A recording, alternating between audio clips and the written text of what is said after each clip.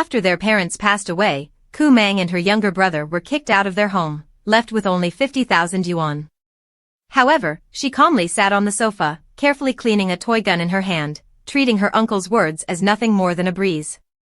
She didn't care about the inheritance at all because she was, in fact, a hidden tycoon under 18 layers of disguise.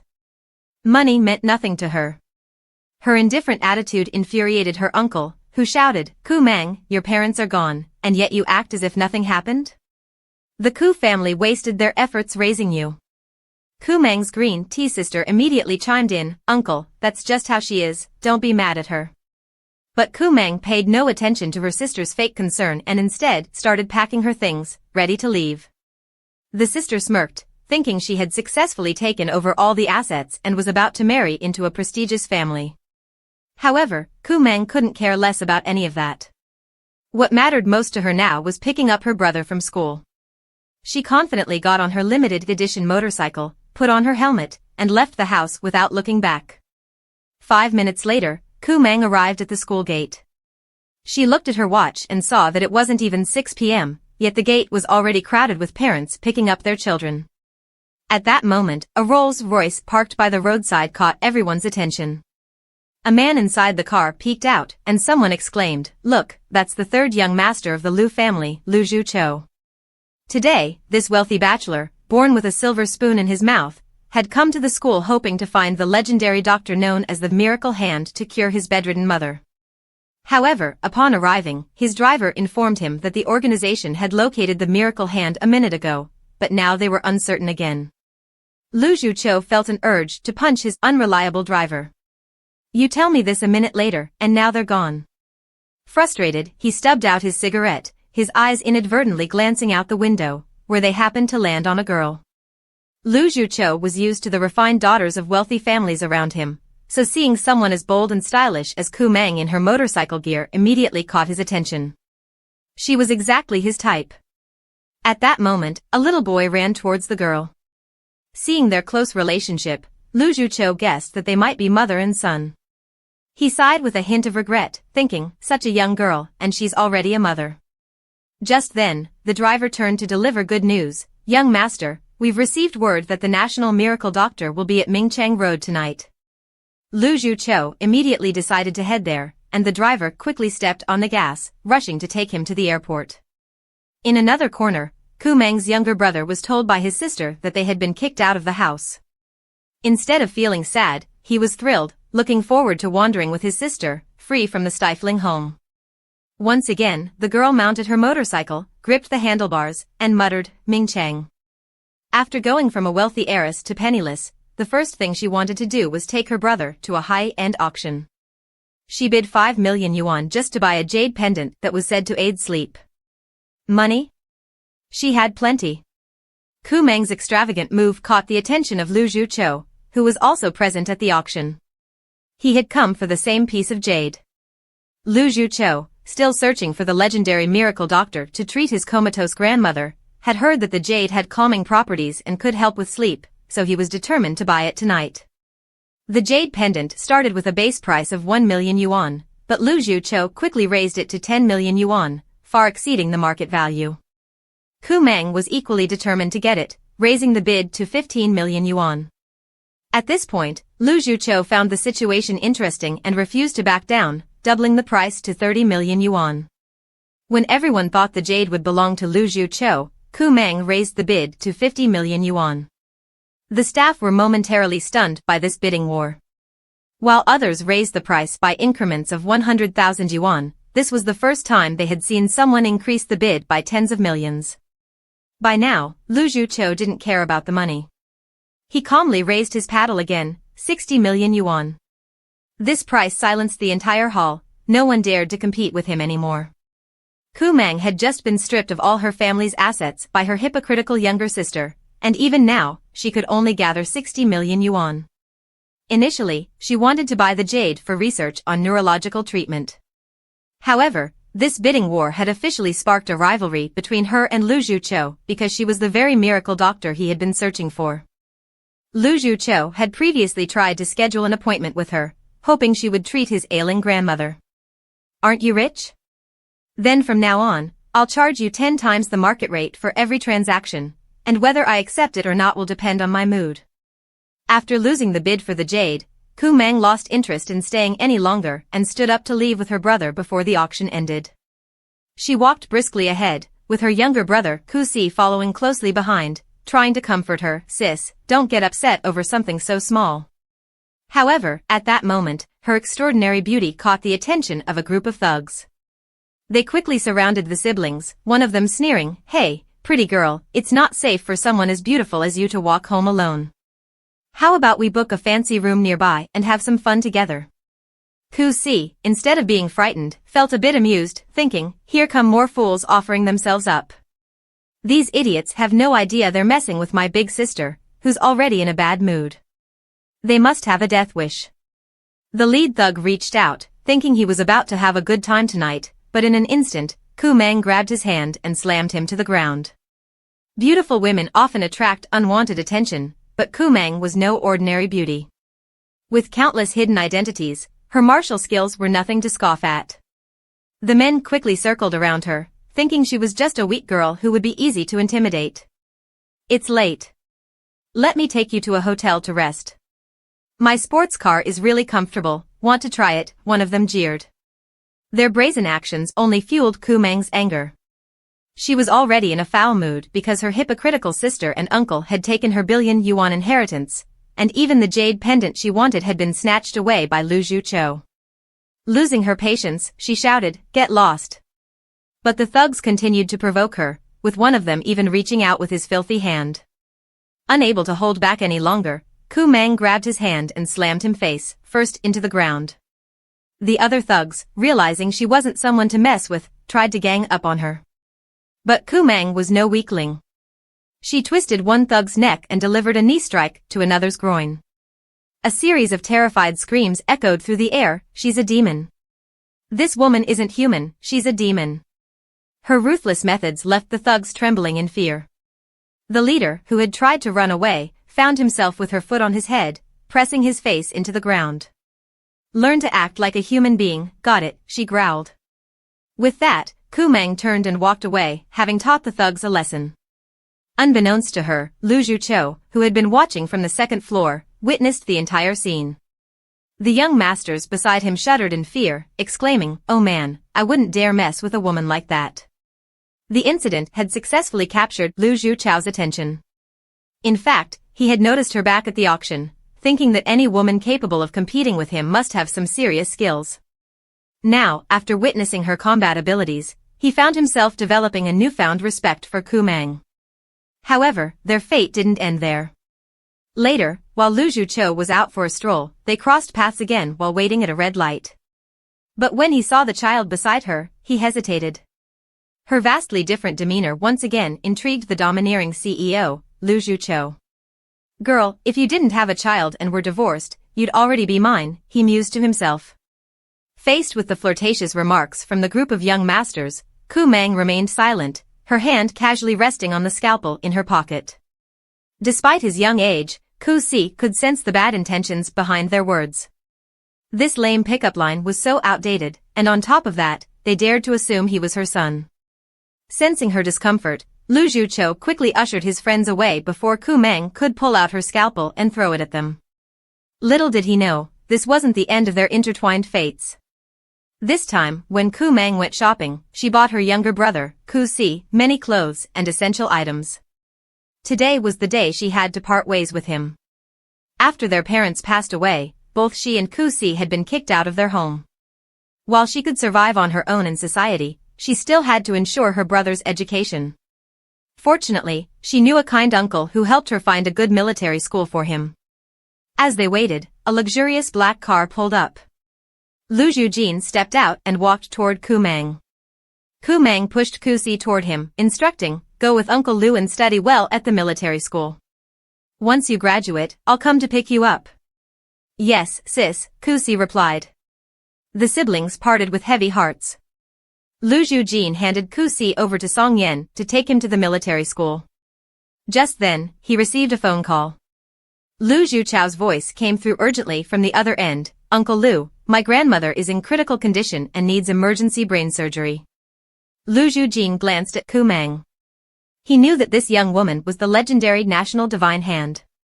But before he could even ask, she had already agreed to help save the elderly woman. With time running out, the two of them boarded a private helicopter and flew directly to Beijing. Lu Zhujin said, "Young lady, I can't go home with you, but I've arranged for someone to get you inside. Thank you for the trouble." Kumang didn't think much of it initially, but when she saw the person in the car, she was momentarily stunned. Equally surprised was Lu Zhuqiu, who had no idea that the young woman he had encountered multiple times was actually the divine hand he had been searching for all along. Moreover, he had narrowly missed her on several occasions. Although Lu Zhuqiu had finally found the divine hand, the Lu family didn't want to save the old lady. With the vast family fortune at stake, they believed that if she died, each of them would receive a hefty inheritance, enough to ensure a luxurious life for generations. The first to oppose the surgery was Lu Zhuqiu's aunt, who outright blocked anyone from entering. However, Lu Zhuqiu disregarded her objections and forcibly led Gu Mang into his grandmother's room. In the hospital room, a young woman dressed as a doctor was directing a group of physicians treating the elderly lady. The situation was worsening, and the only solution left was to perform a craniotomy. This young woman was Lu Hevi, the second daughter of the Lu family. She was also the primary doctor in charge of the elderly lady's treatment. Despite her youth, Lu Hevi was already a leading expert in brain treatment. She advocated for the craniotomy, and the doctors around her all agreed with her decision. Kumang approached, looked at the elderly lady on the bed, and a smile appeared on her face. She confidently said, "In 2 days, without the need for a craniotomy, I can cure her."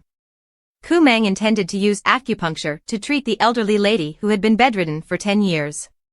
Although Lu Hevi angrily objected, it was to no avail. Kumang walked over, sat beside the bed, and took out her acupuncture tools. The doctors around her were all wide-eyed as they watched her movements.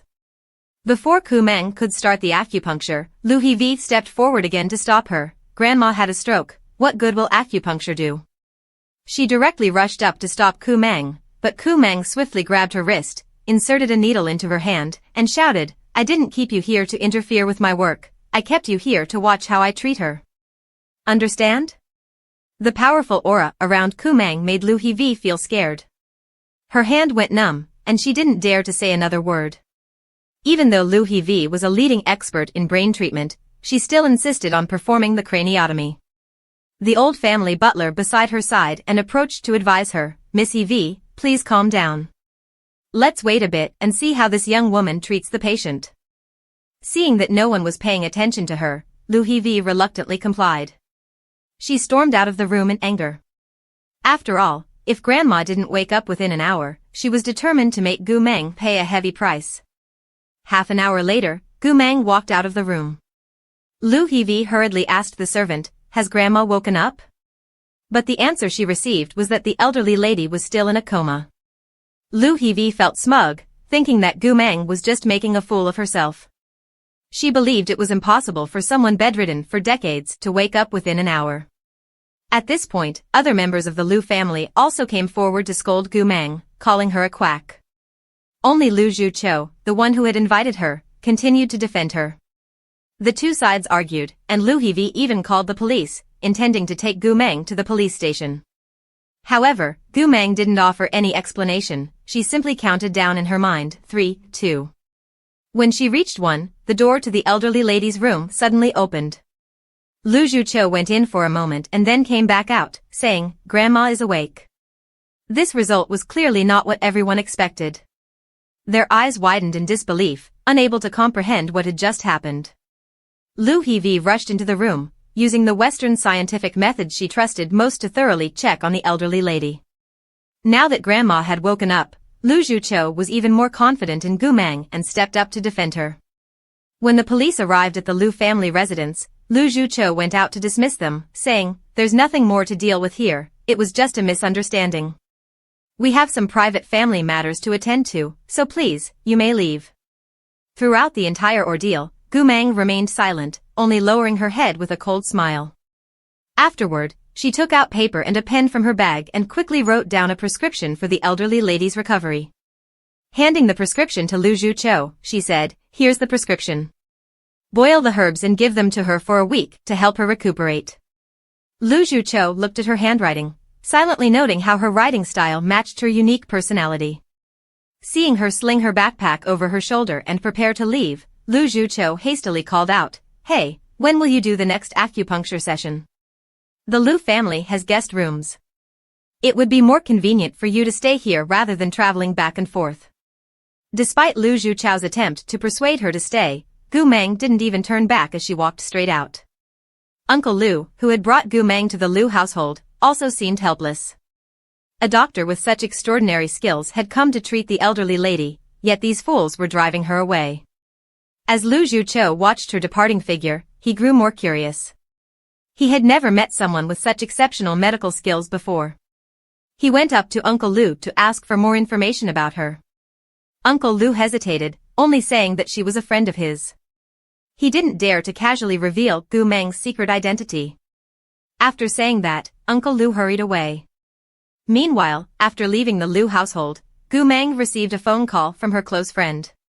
Though they had known each other for 8 years, they had never met because they both belonged to a mysterious organization called Dark Figure.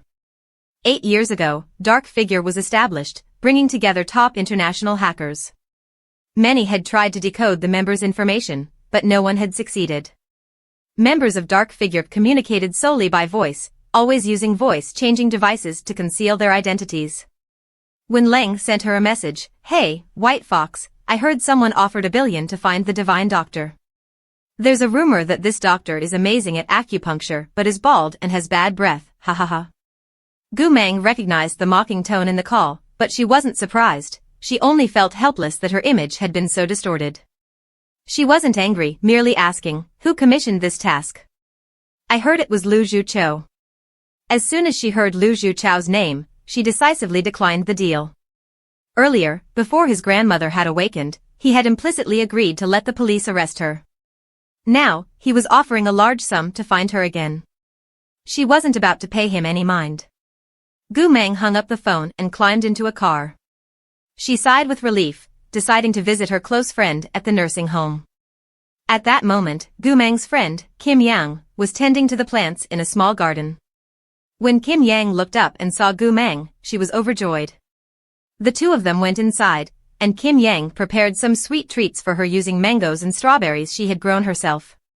Once they were seated, Kim Yang hesitated for a moment before saying, "Gu Mang, my health has improved a lot now. Let me go out and work with you to earn money." "No, your health still isn't stable. Besides, you're not old enough to go out and earn money," Gu Mang replied firmly. After all, Gu Mang was a big shot with countless secret identities. Just by fighting and healing people, she could earn billions. She didn't need Kim Yang to go out and make money for her. But Kim Yang had no idea about this. Kim Yang was her close friend, and all the medical treatment and care expenses had been covered by Gu Mang. Kim Yang felt deeply indebted to her, always feeling guilty about it. Seeing the guilt in her friend's eyes, Gu Mang suggested that she find a good school for Kim Yang so she could study properly. She reasoned that if Kim Yang worked hard and got into a good university, she could earn even more money in the future. However, Kim Yang was concerned for Gu Mang. "I wish you could go to school with me.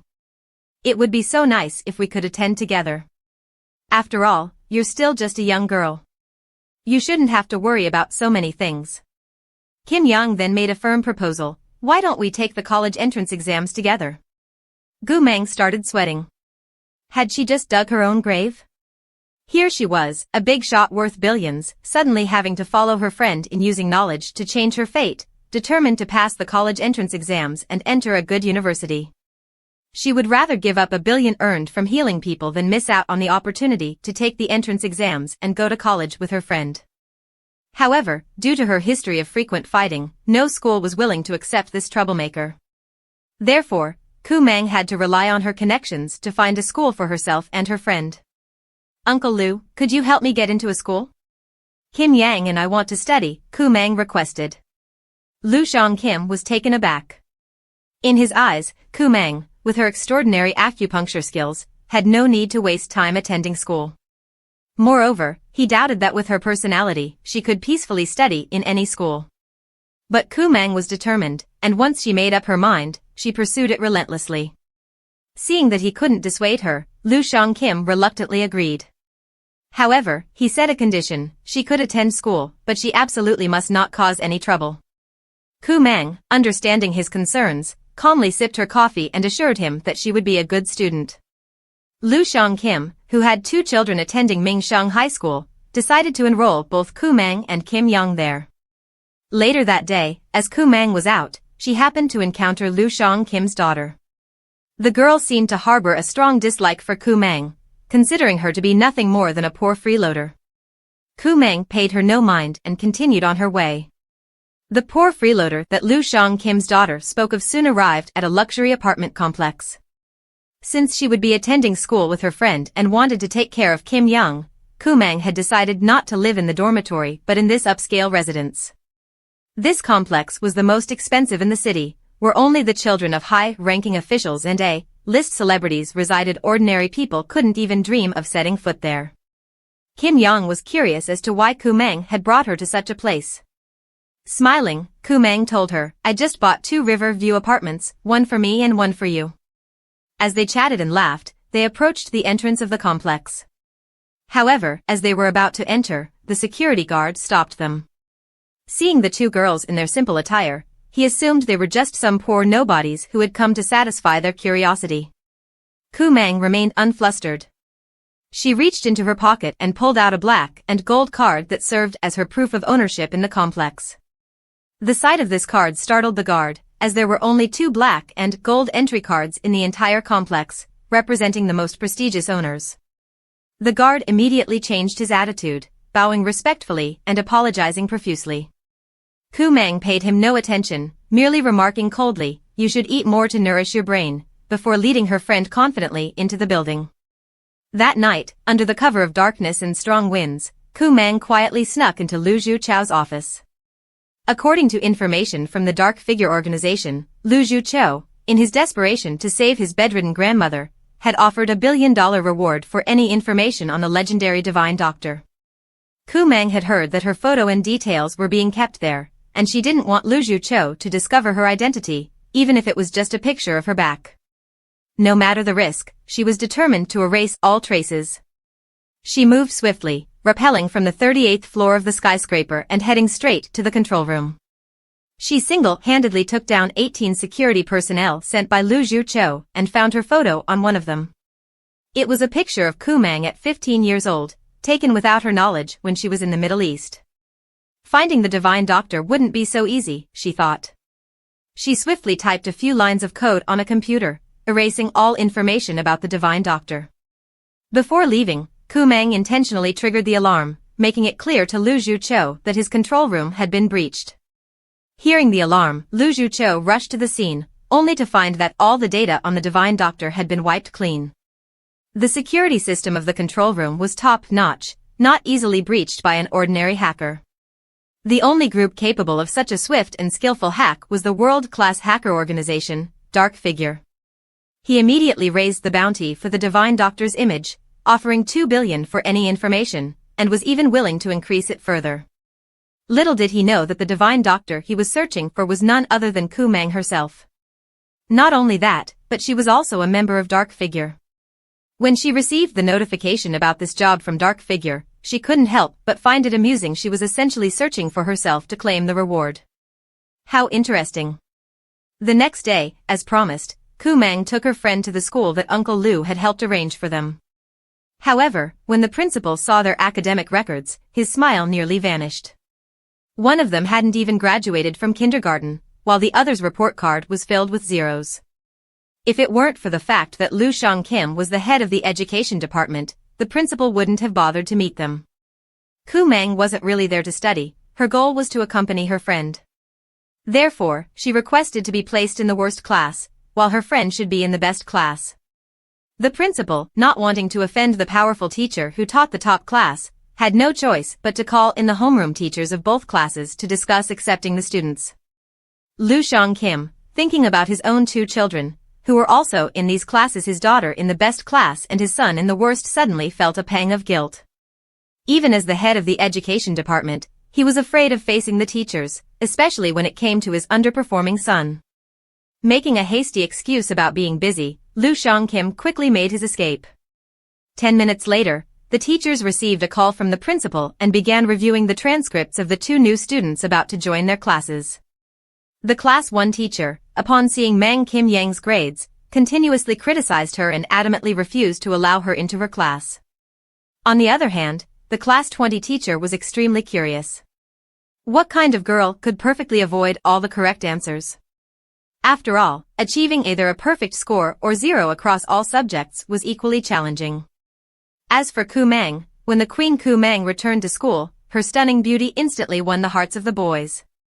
Her overwhelming aura even left the male students in awe.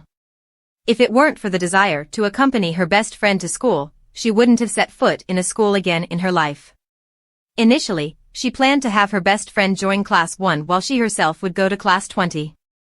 But when she overheard the students in the schoolyard gossiping, this whole week, the Class 1 teacher has been forcing the students ranked at the bottom of the class to stand outside and listen to the lessons instead of sitting inside, she suddenly changed her mind. To protect her best friend, Gu Mang immediately requested the principal, please place us both in Class 20. Although her best friend was obedient and well-behaved, she couldn't tolerate such bullying behavior. Even if it meant Kim Yang had a chance to get into Tsinghua University, Gu Mang didn't care. As she exited the principal's office and heard the Class 1 teacher muttering curses, Gu Mang felt even more certain that she had made the right decision. After the class assignments were settled, the Class 20 teacher immediately took them to the dormitory to gather their belongings. She gave them half a day to go shopping for necessities and rest before they would join the class. So, the 2 stood at the bus stop, waiting to head to the mall to buy some essential items. At that moment, a luxurious car suddenly pulled up in front of them. Lu Zhuqiu, having learned from Uncle Lu that Kumang had transferred to this school, drove over to find her. Seeing that Kumang and her friend were about to go shopping, he offered to have his car take them. Although Kumang accepted his kind offer, she didn't speak a word to him throughout the entire journey. It wasn't until Lu Zhuqiu mentioned the time she had saved his grandmother that Kumang finally paid attention. That day, she saved my grandmother. But she left without accepting any payment. Kumang, playing a mobile game, lazily glanced up at him and asked, how much are you planning to pay? Lu Zhuqiu immediately pulled out a QR code and said, add me on WeChat, and I'll transfer the money to you. Outwardly, he suggested adding each other only to transfer the payment, but in reality, he just wanted to get her WeChat. After they connected, he generously transferred 200,000 yuan to her. Even though Kumang's wealth had been taken by Q.M., she didn't care at all. She didn't even bother acknowledging the money Lu Zhuqiu had just sent her. Without a second thought, she handed it over to her best friend to use for school fees. That afternoon, the homeroom teacher escorted the 2 of them to their class. The news about the beautiful transfer student had already spread throughout the school. In Class 20, there was a chubby boy who couldn't stop talking about it wherever he went. He kept saying, this morning, when I was sneaking into school, I saw the 2 transfer students. Both of them are super pretty. Really, one of them even looks like a fairy. A male student who looked like a delinquent was lying on his desk, trying to sleep, but the chubby boy's voice woke him up. Lu Yang dismissively retorted, I've already seen the most beautiful girl in the world. No one can be as pretty as you're making them out to be. The noisy chatter annoyed the homeroom teacher. As soon as she entered the room, she hurriedly called the class to order, demanding everyone be quiet. When Mang Kim Yang walked into the classroom, the students collectively let out a sigh, criticizing the chubby boy's taste. You're exaggerating too much. Sure, this new girl is okay, but she's definitely not fairy-like. However, when Kumang entered, wearing her black jacket, the previously noisy students fell silent. The disdainful look in her eyes sent a shiver through the class. Who was this girl with such an arrogant presence? She only gave a brief introduction, Kumang. Her short, concise words made everyone present feel the weight of her presence. The teacher arranged for Kim Yang to sit in an empty seat in the middle of the class, while Kumang was placed next to the delinquent-looking Lu Yang.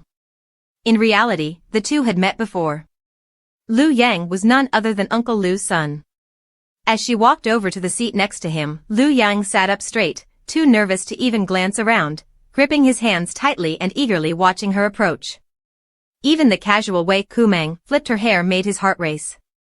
Lu Yang, usually a weak student, for the first time, willingly shared his test results. Stuttering, he offered, "We have chemistry today. You can borrow my test paper to look at if you want." After 3 years, Kumang was finally back in school. With her unparalleled beauty, a simple flick of her hair could leave the boys spellbound, blushing, and fumbling over their words. Little did she know that fate would bring her face to face with her half-sister, Kumang, the one who had stolen her family's fortune and was also attending this school. By the afternoon, news of the beautiful transfer student had spread like wildfire throughout Mingxiang High School. Everyone wanted to catch a glimpse of just how stunning this new girl was. The commotion among the students caught Kumang's attention. Last month, with the help of her uncle, she had secured a spot at Mingxiang High School. With her gentle and obedient appearance, Kumang had quickly become the school's new beauty queen, always surrounded by male admirers vying for her attention. A male student who was infatuated with Kumang flattered her, saying, "Little Em, you're so smart, you'll definitely rank first." The transfer student in class 20 might be beautiful, but if her grades are bad, it's useless. The school beauty title will still be yours. Although Kumang wasn't pleased about the appearance of this new girl, she pretended to be unconcerned, saying, "Don't say that. Maybe her academic performance is also very good." Another girl in the running for the school beauty title was Uncle Lu's daughter, Lu Jin. Last time when Kumang brought her younger brother to stay at the Lu family's house, Lu Jin had already been unhappy with someone like her. They couldn't respect someone like Kumang, who had no job or education. Upon hearing the news, Lu Jin immediately called Mrs. Lu. As expected, that night, Mrs. Lu stormed into Uncle Lu's office, exclaiming, "I didn't object to you getting her into Mingxiang High School, but I won't allow that girl to sit next to Lu Yang." She tossed Kumang's academic record onto the table, saying, "I've already investigated her history of fights and troublemaking. I don't want her to corrupt my son."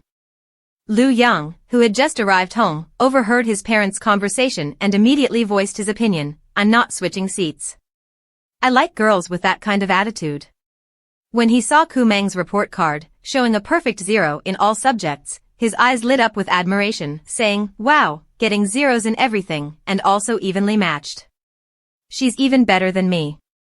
Meanwhile, the main character, Kumang, was completely unaware of this. At that moment, she was at a bar, drinking and chatting with Lim Sang. Every time Lim Sang asked for her help, it was for a mission for the organization, and this time was no different. But Kumang, indifferent as always, said, "I'm really busy these days. I still have to prepare for the college entrance exams." Lim Sang was taken aback, feeling as if he had swallowed a watermelon and it got stuck in his throat. The #1 hacker in the world wants to take the college entrance exams? Is this some new kind of dark humor for the century? Lim Sang pleaded, "I really can't handle this one on my own, that's why I came to you. This mission involves hacking Thian Kaiu's surveillance system, and I can share some of the payment with you." Seeing the potential profit, Kumang calmly wiped her mouth and held up 2 fingers, signaling 20 million yuan. She needed money right now, so she agreed to anything that could earn her some. As a top-tier hacker, she was all about action. That night, Kumang hid in the restroom of Thian Kaiu to carry out the infiltration. Casually typing a few lines of code on her screen, she connected to Thian Kaiu's internal system in just a minute. When the surveillance monitors went dark, the technical staff realized there was a hacker intrusion, and the system had encountered an error. They quickly reported the issue to young Master Lu. By this time, Kumang had already completed her task. She pulled out her phone to report the situation to Lim Sang, then calmly exited the Thian Kaiu building. Just then, a familiar voice called out behind her, "Kumang, what are you doing here?" Kumang, without any emotion, replied, "Making money." Lu Zhuqiu was puzzled. He had just transferred 200,000 yuan to her, so she shouldn't be that short on money. "Come on, I'll give you a ride home," Lu Zhuqiu offered. "No need, my friend is coming to pick me up," Kumang replied. Just as she finished speaking, a white car pulled up in the distance. Lim Sang was inside, sticking his head out and calling, "Let's go."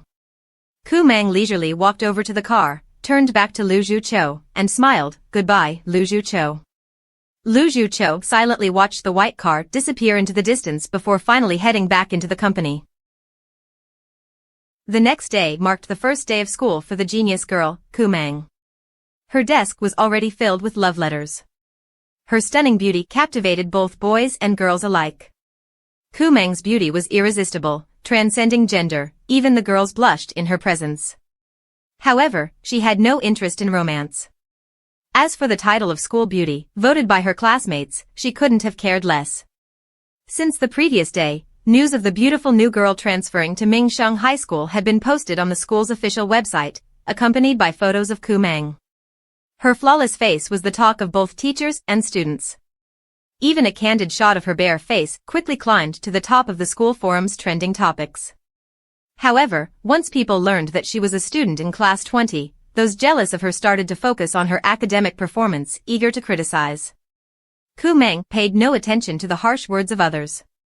She casually listened to music as she walked back to class, where she happened to bump into Kim Yang at the door. "Kumang, I brought you breakfast," Kim Yang said. Kumang draped an arm around Kim Yang's shoulder, whispering, "Did you finish my homework for me?" "Already done," Kim Yang replied. "I used my left hand to write it, making sure it's as messy as your handwriting. No one will notice the difference." "Good job," Kumang responded, playfully tapping Kim Yang on the head. "Are you still going to criticize me now?" As the morning self-study session was about to begin, Kumang grabbed her breakfast and headed to her seat. Just as she was about to sit down, she noticed her desk was crammed with love letters. She glanced over at her deskmate, Lu Yang. "Someone probably snuck them in last night during self-study," Lu Yang explained. Before he could finish, Kumang had already dumped all the love letters into the trash. As she picked up the trash can to take it out, Lu Yang eagerly followed her, quickly taking the trash can from her hands. "Let me take care of this," he said, cheerfully taking the trash out. The chubby boy nearby, known as the class troublemaker, was left dumbfounded. Since when did he start acting so differently? Today he's even volunteering to take out the trash. Although the love letters were dealt with, the buzz about her being voted as the school beauty continued. Even the teachers were weighing in on her, particularly the homeroom teacher of Class 1.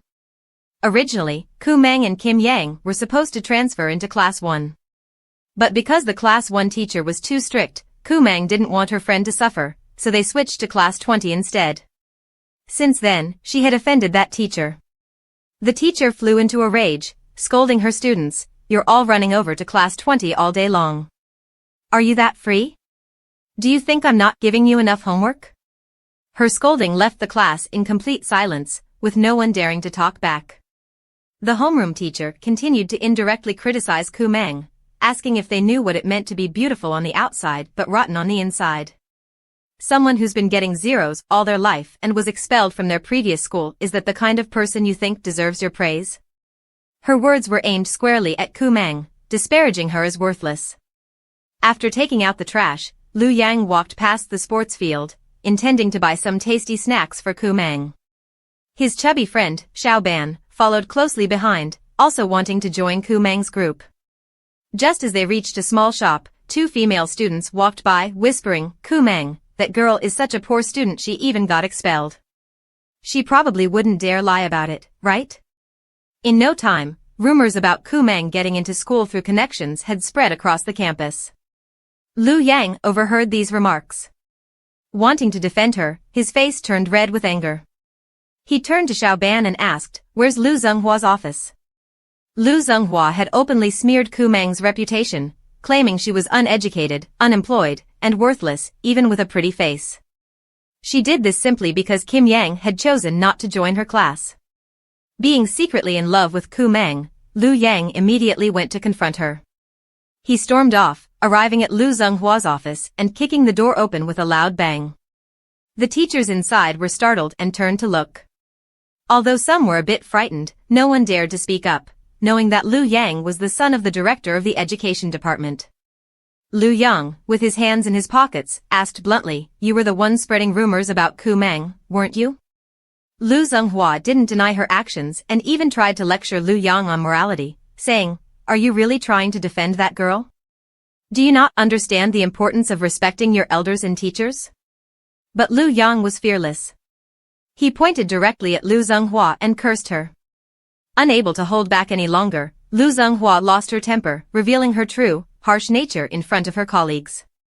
She angrily shouted back at Lu Yang, her snarling expression destroying the kind teacher image she had carefully crafted over the years. Standing at 1.8 meters tall, Lu Yang exuded the imposing aura of someone accustomed to a position of power, making Lu Zhenghua, who was a full head shorter, seem weak. No matter how much she yelled, she couldn't intimidate him. Eventually, Lu Zhenghua had to back down, angrily shooing him away. This is outrageous. Get out of here. Don't stand around making a nuisance of yourself. Lu Yang refused to back down, shouting louder than Lu Zhenghua, get out? No way. Unless you publicly apologize to Kumang, this won't end here. As their anger simultaneously escalated, the situation seemed on the verge of spiraling out of control. At that moment, the main character of the argument, Kumang, arrived on the scene, followed closely by the homeroom teacher of class 20. Upon seeing them, Lu Zhenghua not only failed to restrain herself but instead lashed out even more aggressively. Two students that even the most remote rural schools wouldn't accept, they're the trash of this entire school, she accused. And you, she pointed at teacher Chi, you can't even manage your students properly, letting her fall behind like that, tarnishing the reputation of our school. I have no idea what the principal was thinking when he allowed her in. She even dragged the principal into the fray. Lu Yang clenched his fists, ready to fight, but Kumang, standing behind him, stopped him. Lu Yang, you should step outside, she said calmly. Lu Zhenghua assumed they were intimidated by her, and after cursing Kumang, she turned her ire toward teacher Chi. You're only fit to teach such a poor student. Not only are they bad at studying, but they also lack morals. Teacher Chi disagreed with her harsh criticism, responding calmly, I don't believe a student's grades reflect everything about them. Besides, when I accepted her into my class, it wasn't because the principal forced me. Scoring 0 in all subjects is just as challenging as scoring full marks in all subjects. I don't think my student is bad at studying, she just doesn't want to take the exams. But to Lu Zhenghua, these words were just excuses. She then proposed a bet between the two classes. Fine. Let's make a wager. If any student from your class outperforms the lowest ranking student in mine, I'll bow my head and apologize to that girl, and even publicly apologize to your entire class 20. How about that? Seeing teacher Chi hesitate, Lu Zhenghua grew more smug, believing they wouldn't dare accept the challenge. However, a domineering voice suddenly rang out from outside the office, I'll take that bet.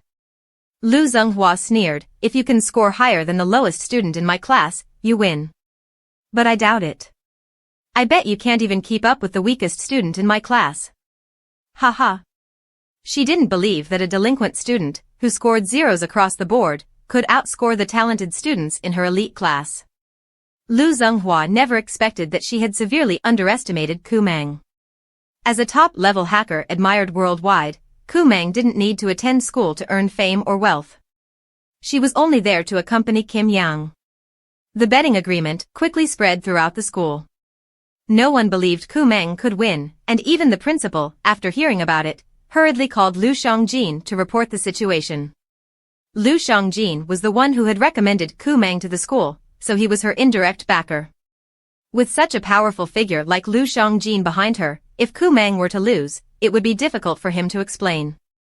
However, Lu Xiangjin simply said, don't worry, she'll handle it herself. The principal could only cautiously ask, are her academic records actually fake? This question implied that Kumang's identity might not be that of an ordinary high school student, but Lu Xiangjin didn't clarify and only left a cryptic response, just wait for the outcome of the bet. Elsewhere, Lu Yang, Kumang's most loyal fan, returned to class and tried to rally his classmates. Guys, we have to fight for our class's honor. We can't lose to class 1. However, class 20, which never took studying seriously, wasn't motivated to strive for improvement just because of a bet. Seeing that he couldn't convince them, Lu Yang glanced over at Kumang, hoping for some support. She was busy writing something on paper, and he thought she might finally be getting serious about studying. But when he approached to see, she was only drawing a fox. Lu Yang, feeling helpless, sat down and thought it might be better to ask his academically gifted younger sister to study with them. Ding, ding, ding. The students of class 20 barely made it through a self-study session. As soon as the bell rang to signal the end of the period, they rushed outside to enjoy their break. Kim Yang came to find Kumang, worried that she might lose the bet and suffer embarrassment or hardship. But Kumang didn't care about such things.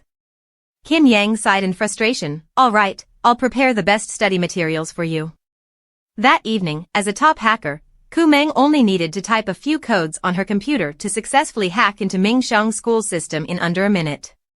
The data stored there was the most comprehensive among all schools, and she planned to gift the entire dataset to Kim Yang, helping him become the ace in her bet. To ensure Kim Yang's studies improved, Kumang even switched seats to personally guide him through key problems. On the day of the exam, the teacher initially assigned to invigilate Class 20 was replaced by none other than Lu Zhenghua, the homeroom teacher of Class 1, to prevent any cheating in Class 20. She decided to personally oversee the exam. "Ha ha ha, surprised, aren't you? Today, I'm your invigilator. Let's see who dares to cheat. I'll make sure their records are pristine."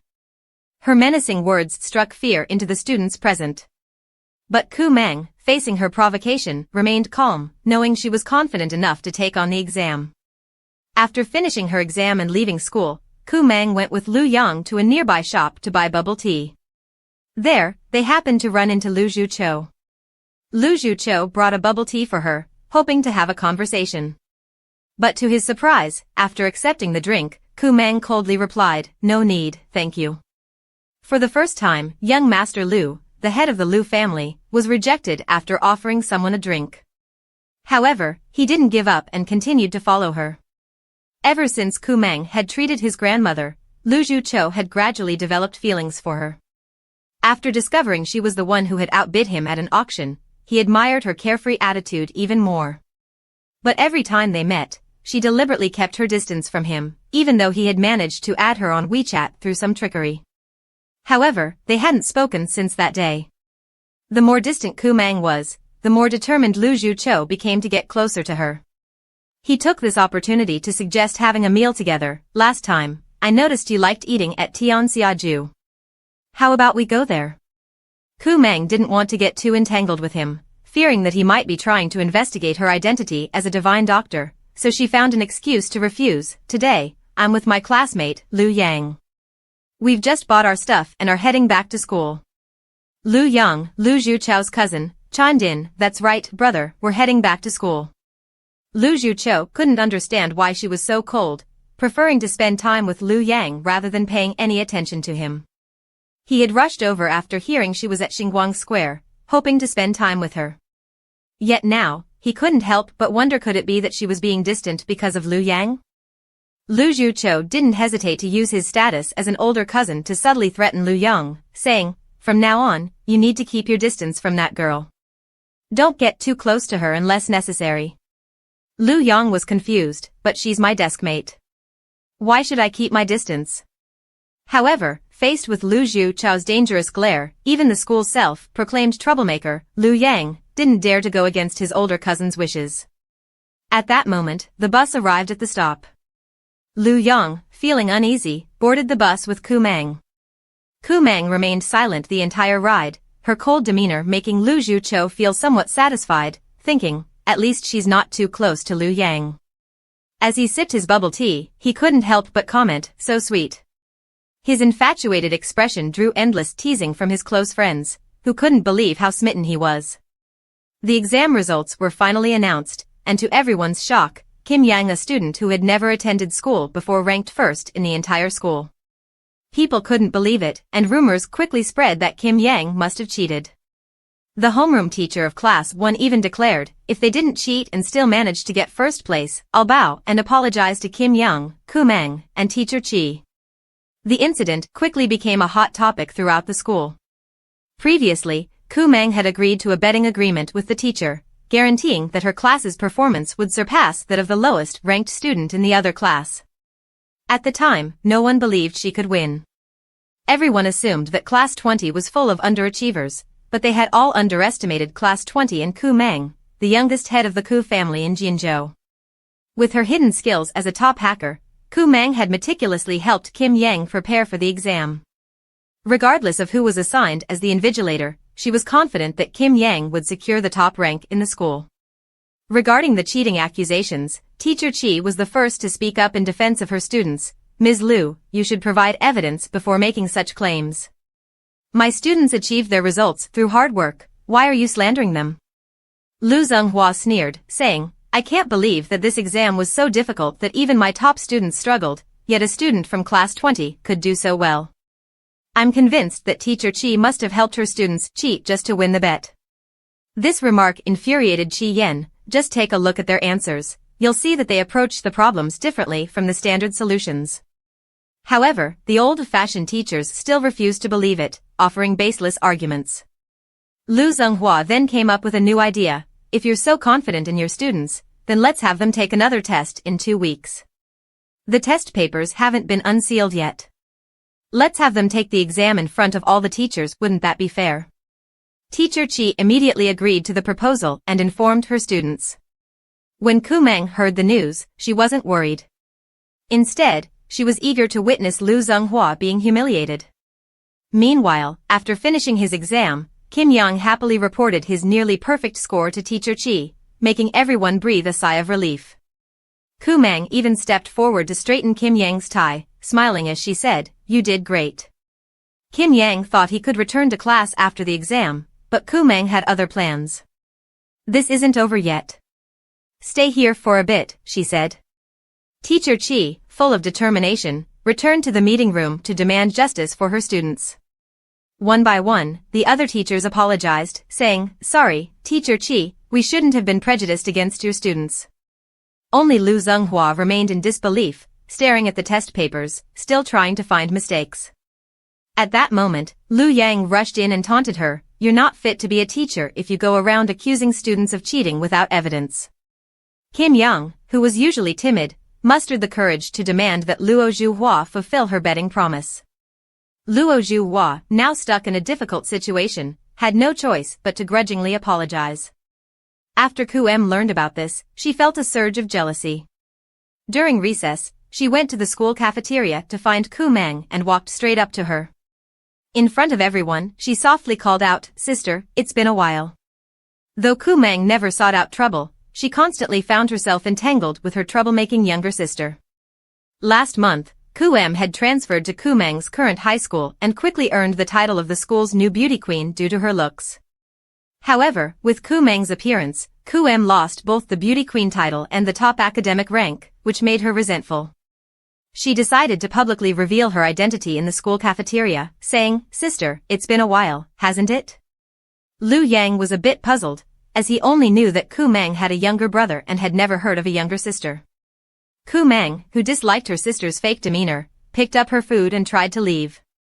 But Ku Em wasn't satisfied unless she made things difficult, so she followed her. Sister, how did you manage to find Kim Yang? She had been missing for over 10 years, yet now she's attending school as if nothing happened.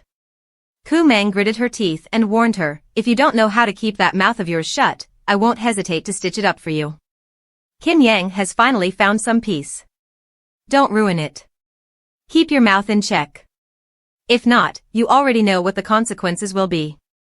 This threat didn't scare Ku Em, instead, it fueled her to plot something even more sinister. That evening, Ku Mang received a call from Lu Shang Kim, informing her that Lu Zhu Chao's grandmother's condition had suddenly worsened, and they needed her to treat her once again. Lu Zhu Chao was already waiting at the school gate, ready to take her to the Lu family's old residence. Seeing him, Ku Mang felt conflicted. The Lu family was complicated, and she didn't want to get involved in such a messy situation. However, her medical ethics wouldn't allow her to ignore someone in need. Sensing Ku Mang's reluctance, Lu Zhu Chao decided to offer something to appease her. He took out a delicately crafted box of sweets from the back seat and handed it to her, saying, This is for you, to thank you for treating my grandmother. Ku Mang recognized it as a limited edition box of chocolates, with each piece being quite valuable. On the way to the Lu family residence, Lu Zhu Chao recounted his grandmother's condition. Ku Mang, casually eating the chocolates, responded, Then you should ask that Lu Hevi of yours. Being sharp, Lu Zhu Chao immediately guessed that Lu Hevi, likely out of pride and arrogance, had refused to use Ku Mang's prescription, which led to his grandmother's condition worsening. At that moment, in the old Lu family house, Lu Hevi, realizing she had used the wrong medicine, was frantically searching through medical books for a solution. She couldn't believe that her Western medical knowledge was inferior to Kumang's Eastern medicine, and she was determined not to let anyone discover that she had altered the prescription for the elderly woman. Kumang and Lu Zhuqiu suddenly entered the room, causing Lu Hevi to panic completely. She quickly put away her medical books. "What are you doing here?" Lu Hevi asked. Kumang ignored her and walked over to the elderly woman's bedside. With just a glance, she quickly grasped the situation. "This time, I'm not certain," Kumang said. Lu Hevi, seizing what she thought was a weakness in Kumang, hastily turned to Lu Zhuqiu. "You see? This woman claimed she would cure grandma last time, and now she's made her condition worse. And on top of that, she's saying she's not sure she can cure her." Lu Hevi expected Lu Zhuqiu to reprimand Kumang, but instead, he ordered the servants to lock her up. Kumang checked the elderly woman's pulse and examined her, but this time the condition had deteriorated too quickly, making surgery necessary.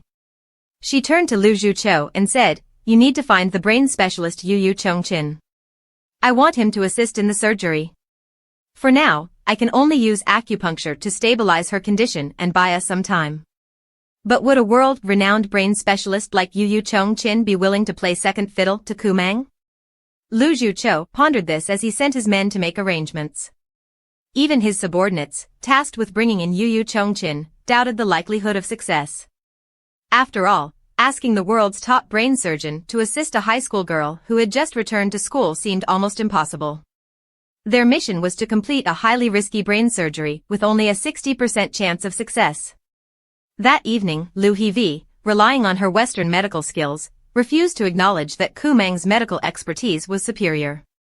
She recklessly administered medication, which caused the elderly woman's condition to worsen. When Kumang checked the elderly woman's pulse again, she discovered that the Western and Eastern medicines had clashed, resulting in severe blood and energy loss. Now, even if she didn't want to perform brain surgery, there was no other option. Kumang emphasized to Lu Zhuqiu once more that she would only proceed with the surgery if the top brain specialist, Yu Chongqin, was brought in to assist. If not, there was no point in continuing, as only Yu Chongqin was qualified to assist her. Lu Hevi wasn't even remotely capable. Yu Chongqin, the foremost brain specialist and also Lu Hevi's mentor, was forcibly brought in by Lu Zhuqiu's men. "Isn't my student, Lu Hevi, treating the elderly woman?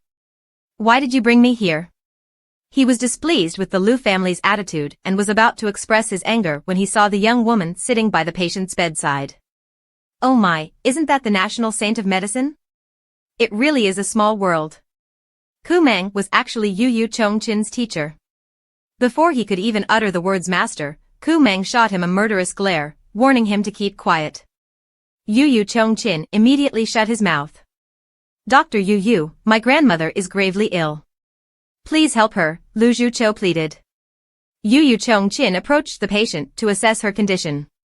Seeing the elderly woman's pallid face, he thought to himself, "Isn't she on the brink of death?" Kumang, unfazed, commented, "The herbal medicine I prescribed could have cured her, but thanks to someone's careless use of Western medicine, it has come to this." The someone she referred to was obviously Lu Hevi. Yu Chongqin broke out in a cold sweat after reviewing the elderly woman's medical records. The brain surgery was indeed necessary, but given the patient's advanced age, there was only a 50% chance of success.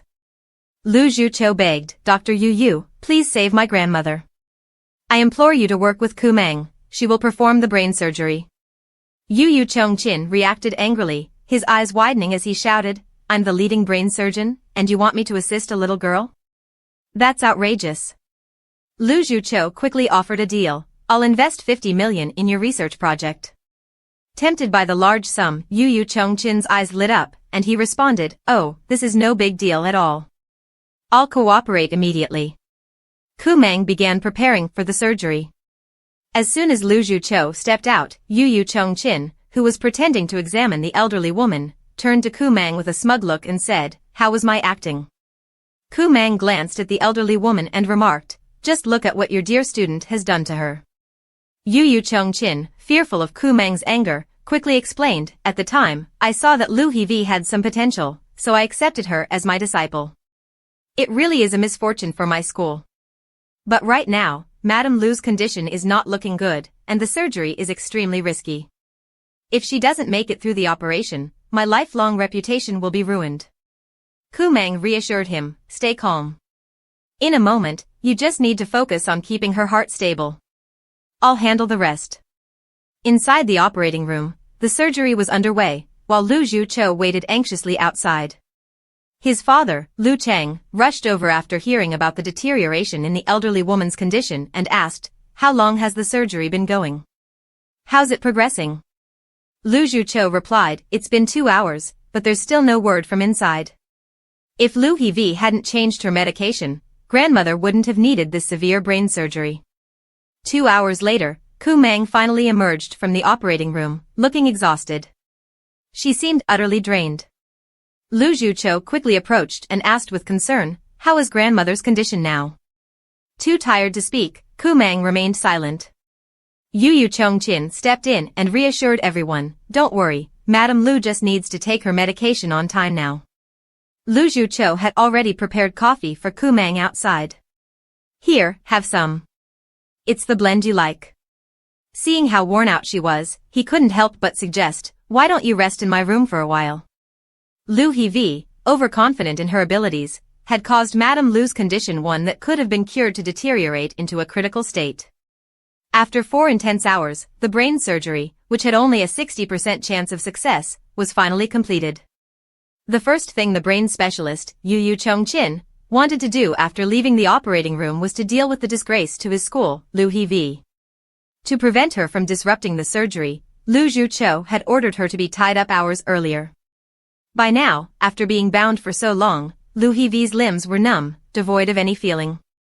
Hearing noise outside the door, she thought her savior had arrived. When she saw who it was, tears welled up in her eyes as she anxiously asked, Master, has grandmother made it through the danger? Yu Chongqin sternly questioned her, Hevi, do you remember the first rule when you became my disciple?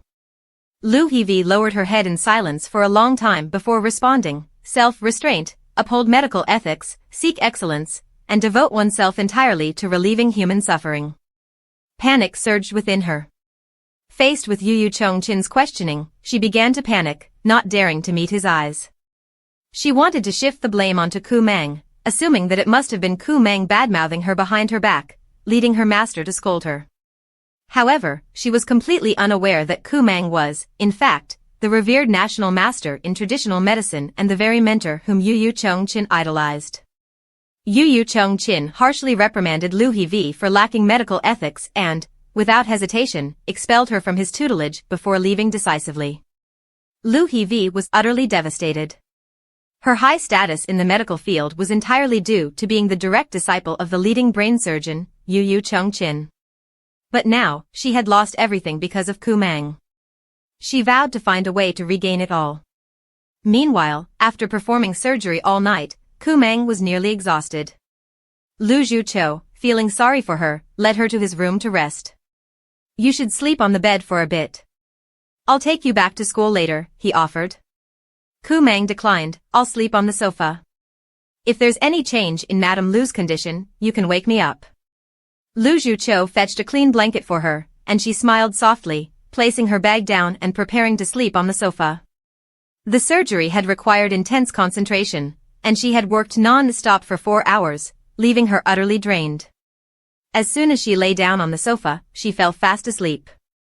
Lu Zhuqiu watched her peaceful, sweet sleeping face, a wave of affection stirring within him. He stared at her sleeping form, oblivious to how much time had passed, so much so that he didn't even notice when his subordinate entered the room. Sensing the situation, the subordinate wisely exited, leaving the two of them in privacy. Kumang slept until the sunlight streaming in woke her up. She rubbed her eyes, puzzled, huh? How did I end up in bed? I thought I slept on the sofa, she wondered. After the surgery, Madame Lu's condition had significantly improved overnight. She glanced over at Lu Zhuqiu, who was still sound asleep beside her. Not wanting to wake him, she quietly got out of bed and went out to the balcony to play games. Perhaps the noise roused him, as Lu Zhuqiu woke up quickly. He looked at the beautiful young woman sitting on the balcony, his heart skipping a beat once more. Are you hungry? You're still growing, you know. Let me take you to get something to eat. His gaze was full of affection, as if no matter how much he looked, it was never enough. After breakfast, Kumang, still concerned about Madame Lu's condition, immediately went to her room to perform acupuncture. Her acupuncture technique was so skillful that even though Lu Zhuqiu had seen it many times, he was still amazed. While everyone was focused on the treatment, Lu Zhuqiu, with his keen observation skills, noticed the serious and focused expression on Kumang's face as she worked. When the treatment was finished, Lu Zhuqiu couldn't help but ask about Madame Lu's condition. Everyone awaited Kumang's response, but she remained silent, instead writing a prescription. If she's well cared for, she could have another 3 to 5 years. If not, she could pass away at any time, she said quietly to herself, thinking, I'm not some immortal, I can't keep saving her life every single time. She then handed the prescription to Lu Zhuqiu, instructing him to get the medicine to maintain Madame Lu's health. But just as she extended the paper, she pulled it back. She remembered an outstanding debt. Young Master Lu, this time I want that jade piece. Lu Zhuqiu recalled the auction they both attended earlier, where they had competed fiercely to acquire that jade piece. He chuckled and instructed his assistant to bring the jade immediately. You really hold a grudge, don't you? He remarked. Kumang accepted the jade with a satisfied smile. Now that Madame Lu's condition was stable, she didn't want to stay there any longer. She bluntly said, I need to focus on studying for the college entrance exam. Don't bother me unless it's something urgent, I'm really busy. Her words made Lu Zhuqiu break into a cold sweat. Busy with studying, he thought, knowing full well that Kumang was ranked last in her senior class. But, whatever she wanted, she could have. Kumang returned to school, feeling exhausted. She took a pillow out from her desk and was about to rest. With a thud, she slumped onto the desk and fell asleep. Mang Kim Yang walked over to her and said worriedly, this Saturday is parent-teacher meeting day. What are we going to do? Kumang initially didn't want to attend the meeting and was planning to ask the homeroom teacher to excuse both of them from having their parents attend. But seeing how anxious Mang Kim Yang was, as if this meeting was really important to her, Kumang didn't want to disappoint her best friend. So, she got up, took her phone from under the pillow, and typed a few words, don't worry, leave the parent-teacher meeting to me. I've already found someone suitable. Kumang took out her phone and sent a message to lawyer Kang. I have a parent-teacher meeting this Saturday. Could you help out a little? The lawyer Kumang was referring to was Kang Thon Veen, the top lawyer in the capital. Mang Kim Yang had never attended school a single day, yet she managed to rank first in the entire school. What's special is that her achievement was thanks to the tutoring of a delinquent student. Although this exam proved her abilities, there were still those with ill intentions who, instead of working to improve their own grades, tried to dig up dirt on others. Today, Kumang made a special trip because of the parent-teacher meeting. Since neither of them had parents, Kumang went directly to an old acquaintance. This person was Kang Thon Veen, the top lawyer in the capital. He had previously defended Kim Yang in her injury case and was also a good friend of Kumang. Today, she asked him for 2 favors. First, I want you to appeal the case and get those who hurt Kim Yang an additional 10 years in prison. Second, I need you to attend the parent-teacher meeting for the 2 of us. Kang Thon Veen, who didn't want to let the offenders off lightly, had already prepared for a second appeal. If it weren't for their deliberate harm, Kim Yang could have lived a normal life and wouldn't have had to suffer so much, finally being able to attend school only recently. When Kang Thon Veen asked about the parent-teacher meeting, he thought Kumang was joking. But she firmly said, I want to take the college entrance exam with Kim Yang. He could hardly believe his ears. He said, with your abilities, I could arrange for you to enter the best law program in the country. Why go through the trouble of taking the college entrance exam? Kumang declined Kang Thon Veen's kind offer. Having finished discussing business, she was ready to leave. After handling everything, she immediately called Kim Yang to assure her that everything was fine and informed her that Kang Thon Veen would attend the parent-teacher meeting on her behalf. Kim Yang's mood instantly improved. Thank you. Come back soon. Kim Yang had just hung up the phone when trouble came her way. Since Gu had lost the top student title to Kim Yang, she had harbored a deep grudge against both Kim Yang and Kumang. Seizing the opportunity while Kumang was absent, Gu went straight to where Kim Yang was and pretended to be concerned. I can't believe you're still able to come to school. I thought that after what happened, you'd never return. These words were overheard by other students, who eagerly gathered around to watch. Outwardly, Gu Mang acted as if she was just making small talk, but every word she said seemed to relate to Kim Yang. This indirect way of speaking only made the students more curious. A female student spoke up, Gu Mang, there's such a huge gap between your grades and your sister. Faced with the invitation to transfer to Class 1, Kim Yang refused outright. She didn't want to waste any more time with these tedious people, so she picked up a flower pot and headed upstairs to water the plants. However, Gu Mang wasn't about to miss the chance to make things difficult for Kim Yang. She pretended to twist her ankle and deliberately fell toward Kim Yang, then sat on the ground and pretended to rub her ankle. Kim Yang, sorry, I didn't accidentally touch your soiled bag, did I? The last 3 words were emphasized by Gu Mang, causing Kim Yang to be reminded of a nightmare. Ignoring the broken flower pot, Kim Yang immediately ran away. Seeing her plan succeed, Gu Mang waited until Kim Yang had left before pretending to casually reveal the secret about Kim Yang's soiled bag to the other students. Kim Yang, scared by the recent situation, hid in the restroom, trembling, with past fears coming back to her. The dark, hopeless night was a memory she couldn't forget. At that moment, a message from Gu Mang came through. Trying to hold back her tears, Kim Yang opened WeChat. Kim Yang, I bought warm milk for you. It's on the table. Drink it.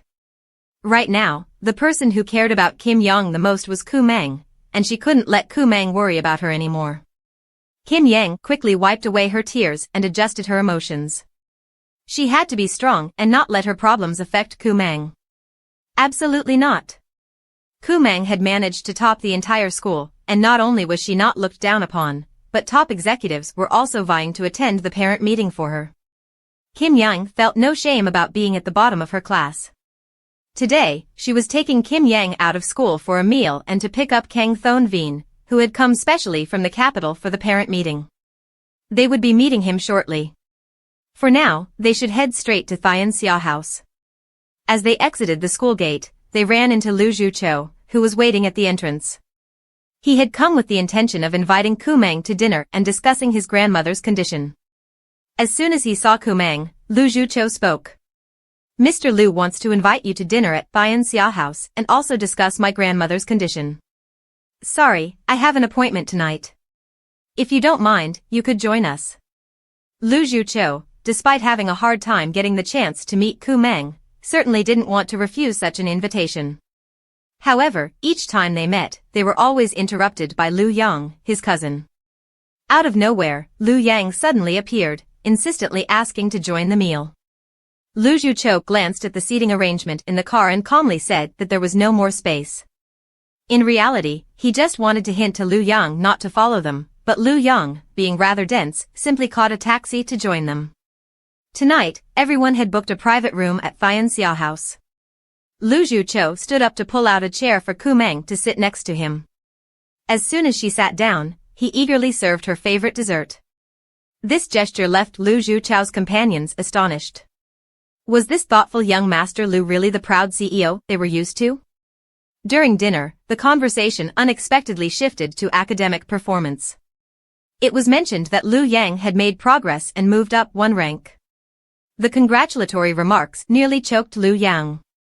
In reality, Lu Yang hadn't moved up, instead, someone had taken his previous B rank. That person was none other than the new student at Mingsheng High School Kumang. Lu Shangkim, observing his son's reaction, couldn't help but mock him. Who could be worse off than his own child? The room fell silent. Kumang took a bite of her dessert and calmly said, the bottom rank is me. Is there a problem? Lu Shangkim realized he had misspoken. He knew Kumang's reputation as a national-level expert, so who would have guessed her academic performance was so poor? Lu Shangkim quickly changed the subject to cover his embarrassment. Kang Thon Veen, sitting beside him, chuckled. He now understood why Gu Mang had asked him alone to attend the parent meeting. Having one student top the school and another at the bottom, his reputation would certainly suffer if he attended for both. Previously, Lu Zhuqiu was unaware of the parent meeting. Hearing that Gu Mang had asked someone else for help made him somewhat displeased. He suggested, it seems troublesome for one person to attend the parent meeting for both students. I happen to be free tomorrow, so I can go for you. The moment Lu Zhuqiu said this, everyone at the table was stunned, including Kumang, who was usually unfazed by surprises. Why would someone want to attend a parent meeting for a student at the bottom of the ranks? However, Lu Zhuqiu's intent was clear. Since you helped me with my grandmother's illness, let me return the favor. Kumang didn't care much and replied, if you don't mind the embarrassment, then go ahead. Alright, it's settled then. She is a bankrupt heiress, hiding behind countless facades, cast out by her family, and now wandering the streets. Even buying a slightly expensive cup of milk tea is met with scorn from her uncle, who happened to see her and berated her as a shameless person clinging to the wealthy. In his eyes, Kumang is just a street urchin with no education or job, and this place is the most luxurious shopping mall in Mingshang. He believes she could never afford it. Just now, after Lu Zhuqiu finished dinner, he took Kumang and Kim Yang to the shopping mall. Since Kumang had agreed to let him attend the parent meeting for her tomorrow, he was in a good mood. So what if she's at the bottom of the ranks? By attending her parent meeting, he would frequently get calls from the school, providing a valid reason to visit her. This way, he could use her academic performance as an excuse to see her more often. While Lu Zhuqiu was paying, a middle-aged man in his 40s suddenly ran out. Without understanding what was happening, he pointed at Kumang and scolded her fiercely, "This shameless girl, how can you be here? How can you afford to spend money in a place like this?" Kumang, engrossed in her game, had no intention of paying any attention to his provocations. Seeing her indifferent attitude, the man's anger escalated, and he moved to strike her. His actions infuriated Kumang. She frowned and said, "If you keep provoking me, I won't be polite." With that, she turned to leave with Kim Yang, but the man was not ready to let her go. He reached out, trying to grab her and ask, "Tell me clearly, are you really clinging to a wealthy benefactor?" However, before his hand could touch Kumang, someone else grabbed him and threw him aside. Kumang looked at him with a gaze as if she were looking at a dead person. "Please keep your mouth clean. Where I am and how I spend my money is none of your business." The man, furious, refused to believe that Kumang could earn money on her own. He was convinced that Lu Zhuqiu was definitely her sugar daddy. "Are you really clinging to that kid?" The man's attitude made Lu Zhuqiu question whether he was really Kumang's uncle. The difference in their characters was too stark. Lu Zhuqiu stroked his chin and said, "I've reconsidered. I paid you too little last time. I'll add another zero to your payment, making it 2 million. His words not only affirmed Kumang's ability to earn money but also directly exposed Lei Chao's small-mindedness. Kumang had no intention of staying any longer. She just wanted to leave quickly. Before departing, she felt the need to give Lei Chao a warning. "Uncle, people usually emphasize what they lack." This was clearly a sarcastic remark about how he had mocked her for being financially dependent. In reality, it was he who was obviously short of money. Furious, Lei Chao lunged forward again, intending to discipline this disobedient niece. But Lu Zhuqiu blocked his way directly. Lu Zhuqiu warned, "If your mouth doesn't stay clean, next time it won't just be a fall." For the first time, Lu Zhuqiu was fervently pursuing Kumang, eager to act as her parent before the parent-teacher meeting for a student at the bottom of the class. Even if it meant lowering his own status, he was determined to be involved. With his hands in his pockets, he stood beside Kumang, their stunning appearances making others envious. Today is the day of the senior student motivation ceremony. Students bring their parents to attend the event and sign their names. The order of the parent check-in is arranged according to the students' rankings. Kim Yang, the top student in the school, gestures to Kumang, "I'll lead Lawyer Kang to line up at the front." Kumang and Lu Zhuqiu remain leisurely at the end of the line. The ceremony is quite simple. Parents and students walk together on the red carpet, pass through the red arch, and then sign their names and write down their dream university. Lu Zhuqiu sees many students walking arm in arm with their parents and quietly calculates, "Will you and I be doing the same later?" However, Kumang continuously ignores him. She keeps her head down and walks forward. To pursue a girl, one must endure hardships. If he doesn't take initiative now, when will he? Lu Zhuqiu doesn't ask Kumang for permission but directly reaches out to hold her hand. This is the first time he has touched her hand. Kumang's heart starts to pound unexpectedly, and she isn't sure what this feeling is. Though she doesn't resist, it still feels a bit strange. Seeing that she doesn't pull away, Lu Zhuqiu realizes his assumption was correct. He quickly changes to holding her hand and continues walking forward. Their actions are noticed from afar by Lei Chao and Kumang, who are also attending the ceremony. Lei Chao is stunned. Since when did Kumang have such a good relationship with the Lu family? Lu Zhuqiu's uncle is the head of the education department. He had tried several times to invite Lu Shang-kim for a meal but was always turned down. Kumang explains to Lei Chao, "Uncle, Kumang is in class 20 at Mingshang High School and sits next to Lu Yang, the son of Uncle Lu. No wonder they seem so close. If he can leverage this relationship, his status will also take a leap." Kumang had long planned for this ceremony. Today, she intended to ruin Kumang's reputation. Kumang didn't need to be directly harmed by her. Kumang knew that Wang Jingxing liked Lu Yang, and Lu Yang always followed Kumang. She just needed to stir Wang Jingxing's jealousy. Sure enough, Wang Jingxing's jealousy clouded her judgment. Taking advantage of the principal's speech, she ran to the broadcasting room and sought to create trouble. Wang Jingxing told the on-duty teacher that she had lost her glasses and came to look for them. She successfully tricked the staff into leaving and smirked to herself.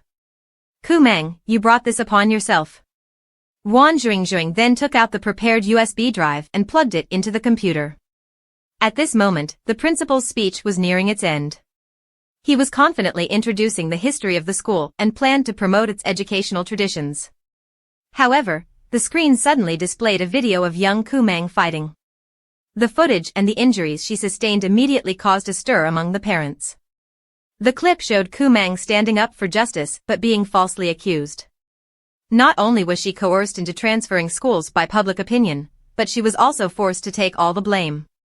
Kumang was expelled for injuring a classmate, leaving the classmate partially paralyzed. However, the reason behind why she fought was not disclosed. Kumang had never thought she would set foot in a school again. If it weren't for her desire to attend school with Mang Kim-young, she wouldn't want to step foot in an educational institution ever again. Even now, she accepted the ridicule from others for Mang Kim-young's sake, but she still did not want to clarify the story behind the incident. The footage caused a stir among the parents present, who began to murmur and discuss the situation. Many believed that students involved in such violent altercations should definitely be expelled. Some recognized Kumang from class 20 and, unable to accept the public scorn directed at her, Lu Yang criticized the onlookers, saying, "You're condemning her without understanding the full story. You're all hypocrites." Lu Shang-kim, who was nearby, quickly silenced Lu Yang and advised him, "Don't get involved, it's not your business." The commotion further agitated the parents' emotions. Lu Shang-kim took the initiative to address the situation. Using his position as the head of the education department, he assured that he and the principal would investigate the matter thoroughly. The parents, hearing his assurance, began to calm down. However, a portion of them still wanted to escalate the issue and took the opportunity to secretly photograph Kumang, intending to post the images on social media. Lu Zhuqiu, observing their actions, immediately stepped in to warn those taking photos and contacted the public relations team to handle the situation. He requested a 1-hour suspension of all media and social media activities. Although Lu Zhuqiu was not fully aware of the details, he trusted that there must be a reason for Kumang's actions years ago. He reassured Kumang and promised to do everything in his power to make sure the incident would be resolved discreetly. Kumang thanked him but remained indifferent to the whole situation. Kim-young, worried about Kumang's well-being, rushed over to check on her. Feeling responsible for the incident, Kim-yang wanted to handle the matter herself. Kumang, cutting her off, said, "Kim-young, you finally have a chance to live a normal life. I don't want this incident to reopen old wounds for you." Kim-young bravely stood on stage. Lawyer Kang said that if the two choose not to disclose the truth, the only way to minimize the hurt is to change schools. Lu Zhuqiu was the first to speak out, before Kumang could speak up. He didn't want Kumang to suffer any heartache. But Kumang had her own thoughts. She would rather transfer schools with Kim Yang than explain this. Kim Yang could not bear this humiliation for many years. "Kumang, you have suffered too much because of me. If they want an explanation, then I'll take responsibility this time. It's my turn to protect you. I think that only by being brave in the face of it all can we overcome this pain. Kim Yang bravely stepped onto the stage and said boldly, "Hello everyone. I'm Kim Yang, a student of class 233. What Kumang had done before was not wrong. He's not a bad student. If he hadn't done anything that day, I might have died. Because of a pervert who rapes a 5-year-old girl who has to live with a poop bag for the rest of her life. She thought that as long as she tried to live well, she could forget the past. But unexpectedly, a certain evil person used despicable tricks to target Kumang, forcing her to expose her past pain in front of everyone, in order to avoid misunderstanding parents. Faced everyone and frankly admitted that she was the victim of the famous rape case throughout Mingshang in the past. She shared that all the internal organs in her abdomen are artificial. For the past 11 years, she has had to live with fecal bags and prosthetic organs, which began when Kim Yang was just 5 years old. For once, because helping others made her a pervert's toy.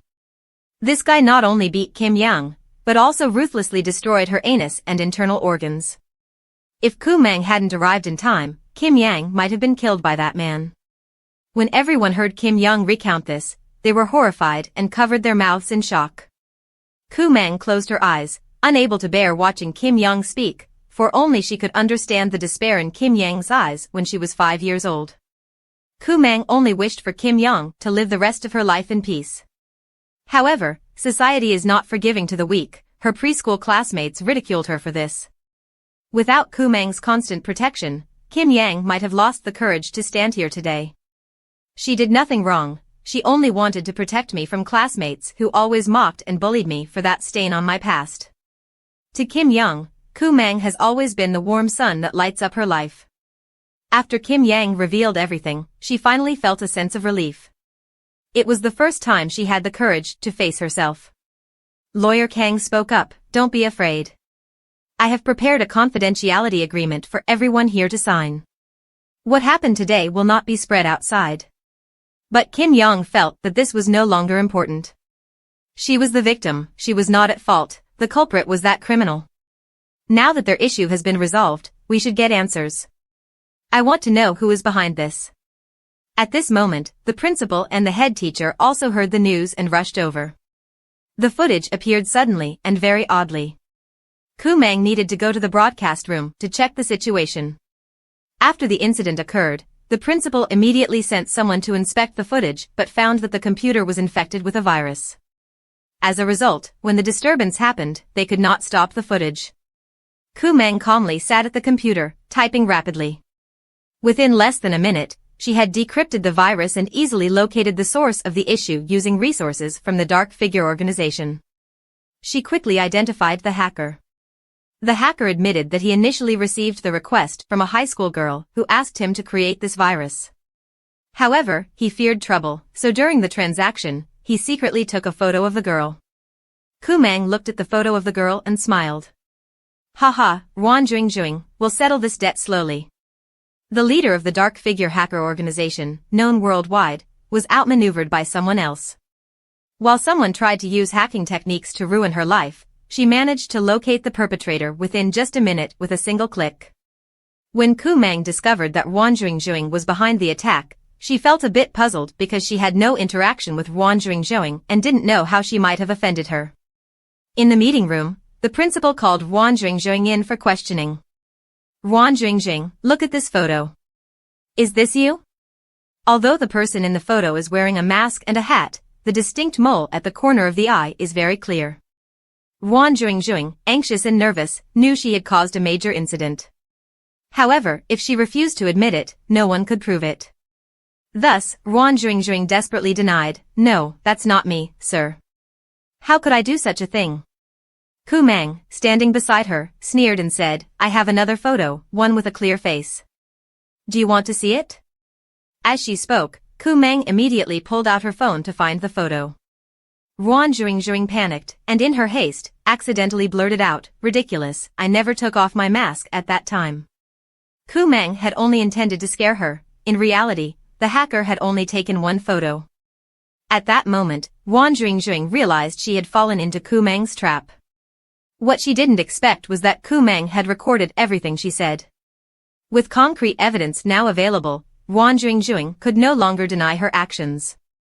Gu Mang hoped the principal would handle the situation fairly according to the school's rules. Today was supposed to be a motivational event for the 12th grade students, but Wan Jingjuing had caused chaos at this important school event, making it a serious case that warranted expulsion. Lawyer Kang, standing nearby, seemed dissatisfied with this outcome. He said, "Her actions have violated Gu Mang's and Kim Yang's rights to honor and privacy. If this case is not taken to court, we will not let it go." Wan Jingjuing was terrified, tears streaming down her face as she begged everyone for mercy. She never anticipated causing such severe consequences. Desperate, she knelt and pleaded with Gu Mang, hoping she might find it in her heart to forgive her. Gu Mang knew that while Wan Jingjuing was responsible for this incident, there must be other accomplices involved since she couldn't possibly uncover details of an event that happened over a decade ago. At this point, Wan Jingjuing remembered Gu Mang. In an effort to redeem herself, she revealed everything. Indeed, Gu Mang had told her about Gu Mang. Gu Mang was envious and resentful because Gu Mang had stolen the title of Miss School, and Kim Yang had taken the top position in the class from her. Wan Jingjuing began to recount the entire story, explaining that after Kim Yang left, as they were going up the stairs to their classroom, Gu Mang had deliberately disclosed Kim Yang's condition. Since Wan Jingjuing secretly admired Liu Yang, who was always around Gu Mang, she had developed jealousy and the intention to expose the secrets of both Gu Mang and Kim Yang. Upon hearing this, Gu Mang had one demand: Wan Jingjuing must clear up everything about the incident with Gu Mang in front of all the teachers and students at the school. One of the two, Gu Mang or Wan Jingjuing, had to leave. Gu Mang gave her half an hour to decide whether she would leave on her own or force Gu Mang to leave. Typically, those who are at fault try to minimize their punishment, so Gu Mang expected Wan Jingjuing to make a decision within that half hour. However, it was not Wan Jingjuing who came to the principal's office, but Lei Chao, Gu Mang's uncle. Wan Jingjuing had sought him out, begging him to persuade Gu Mang to drop the matter. Lei Chao, seeking to gain favor from the Gu family, came to threaten Gu Mang. But this case involved Kim Yang, who had had her old wounds reopened. The wrongdoer needed to face appropriate consequences. Despite Lei Chao's aggressive stance, Gu Mang remained firm in her decision. Seeing that Gu Mang wouldn't compromise, Lei Chao attempted to appeal to morality, attacking Gu Mang. "Gu Mang is my niece. How can you be so heartless?" But to Gu Mang, her only family was her younger brother, Gu Si. She refused to yield. "You should understand my principles. If it falls into my hands, it must adhere to my rules." For Kim Yang, this was a painful childhood nightmare. A 5-year-old girl had to undergo the removal of all her anal and rectal organs. She had hoped for a fresh start with a peaceful life, but Gu M's jealousy had reopened those old wounds. Although the evidence against Gu M was clear, she still refused to admit her guilt. She even tried to use her family connections to pressure Gu Mang into dropping the matter. But Gu Mang would not easily forgive a wrongdoer. Either Gu M leaves, or Wan Jingjuing leaves. Let them choose. Previously, Lei Chao had promised the Nguyen family he would plead for leniency, but Gu Mang remained firm. He had thought she would show some mercy because of their familial ties, but now he had lost face and failed the Nguyen family. Lei Chao had completely offended the Nguyen family. Gu Mang knew he wouldn't abandon Gu M, so Wan Jingjuing would be the one to leave. She wanted the two of them to tear each other apart. The next day, the school issued a statement about the incident. All the students were aware of Wan Jingjuing's despicable actions. Behind her back, people whispered and gossiped about her character. Wan Jingjuing felt extremely wronged. If Gu M hadn't deliberately incited her, she wouldn't have done such a thing. The anger within Wan Jingjuing overshadowed her usual composure. Unexpectedly, she stormed up and slapped Gu M, shouting, "Gu M, this is what you owe me." After the confrontation, Wan Jingjuing stormed out of the classroom, fuming. The classmates were dissatisfied with Wan Jingjuing's actions, especially the boys who were pursuing Gu M, who were even more outraged. They felt it was unfair for Gu M to be slapped like that. Gu M took this opportunity to present a weak image, admitting her fault. "It's my fault. I shouldn't have brought up my sister's situation with Wan Jingjuing. I didn't expect she would take such malicious action to investigate the past." As she spoke, Kumang's eyes welled up with tears. She then pretended to be heartbroken and ran out of the classroom. This performance made all the students feel sympathy for her. But as soon as Kumang ran outside, her expression changed. She was determined to get her revenge for the slap she had received. Kumang quickly chased after Wang Jingzhouing and returned the slap forcefully. You better understand the situation. Even if my uncle has offended your family, he still wants to protect me. You should know we're not people you can mess with. Wang Jingzhouing regretted listening to Kumang. She felt used and was now facing expulsion, while Kumang was enjoying herself, leaving the dirty work to others and pretending to be pure and innocent. Seeing Kumang's smug demeanor, Wang Jingzhouing suddenly sneered, haha, Kumang isn't someone you can provoke easily. She definitely won't let this go. Kumang felt a chill run down her spine. If Kumang didn't relent, she would have to face severe consequences for this incident. Although Kumang was not to be trifled with, Kumang still felt she could deal with Kim Yang. Kumang was most concerned about Kim Yang's past. Therefore, Kumang felt she had to spread it further. Kumang immediately contacted the most influential newspapers in the city and revealed everything. Within half an hour, all the trending search rankings were filled with articles related to the assault case from years ago. The reports not only detailed the entire incident but also exposed Kim Yang's current school and her personal details. This time, Kumang had truly crossed the line with Kumang. Kumang, are you asking to die? Kumang, furious, stormed over to Kumang. As soon as she saw Kumang, she grabbed her by the neck and shoved her halfway over the rooftop railing. Kumang knew that Kumang was the one who had deliberately spread the rumors about Kim Yang's past. If the teachers hadn't arrived in time, Kumang would have definitely taken further action against Kumang. After Kim Yang's case was exposed to the whole school, Lawyer Kang had requested everyone present to sign a confidentiality agreement. But the malicious Kumang was unhappy with the previous result and reported the incident to the media. Her sudden actions left Kumang unable to react in time. Now, the case of child abuse had stirred up public opinion again, causing continuous disturbances in Kim Yang's life. Kumang knew that if she didn't teach Kumang a lesson this time, this troublemaker would never understand the meaning of the word death. Kumang's cold gaze was terrifying, and her tone, though calm, was frighteningly severe. If you don't learn your lesson today, it will be hard to say if there will be anyone named Kumang in the future. Kumang was truly terrified, feeling a numb and tense sensation throughout her body. She genuinely believed Kumang would act on her threats. Although she had to face the teacher's reprimands later, Kumang didn't care. Kumang confidently turned and walked away. The case of Kim Yang was originally handled by Lawyer Kang. After Kang Thon Vien learned that the case had been exposed, he immediately called Kumang to discuss countermeasures. Initially, Kumang planned to request the court to add 5 more years to the abuser's sentence. However, with the situation becoming so high a profile, she didn't mind escalating it further. The greater the public interest, the more cautious the judge would be in delivering the verdict. Kumang knew that the new law had been amended, specifying that mental illness could not be used as a defense for murder. She advised Lawyer Kang to focus on this aspect and aimed for the court to sentence the abuser to death. A week later, the trial began. Lawyer Kang started by using the new law, based on natural law and predicting the outcome. When the judge declared the abuser sentenced to death, the case reached the most satisfactory conclusion. Today, Lu Zhuqiu also attended the trial. He paid special attention to this case and reached out to the media. After the trial ended, he planned to clarify the case across all media platforms. Unexpectedly, the journalist Gu Mang invited this time was Tong Han, a top reporter from the capital's television station. Tong Han is not easily convinced to cover ordinary cases, yet the fact that Tong Han was familiar with Kumang made Lu Zhuqiu marvel at Kumang's true status. I'll give you only half an hour, I have to go back and be a good student, Kumang said. All right, I'll conduct a private interview for you right away, Tong Han replied. Hearing the candid exchange between the two, Lu Zhuqiu suddenly felt compelled to investigate Kumang's background.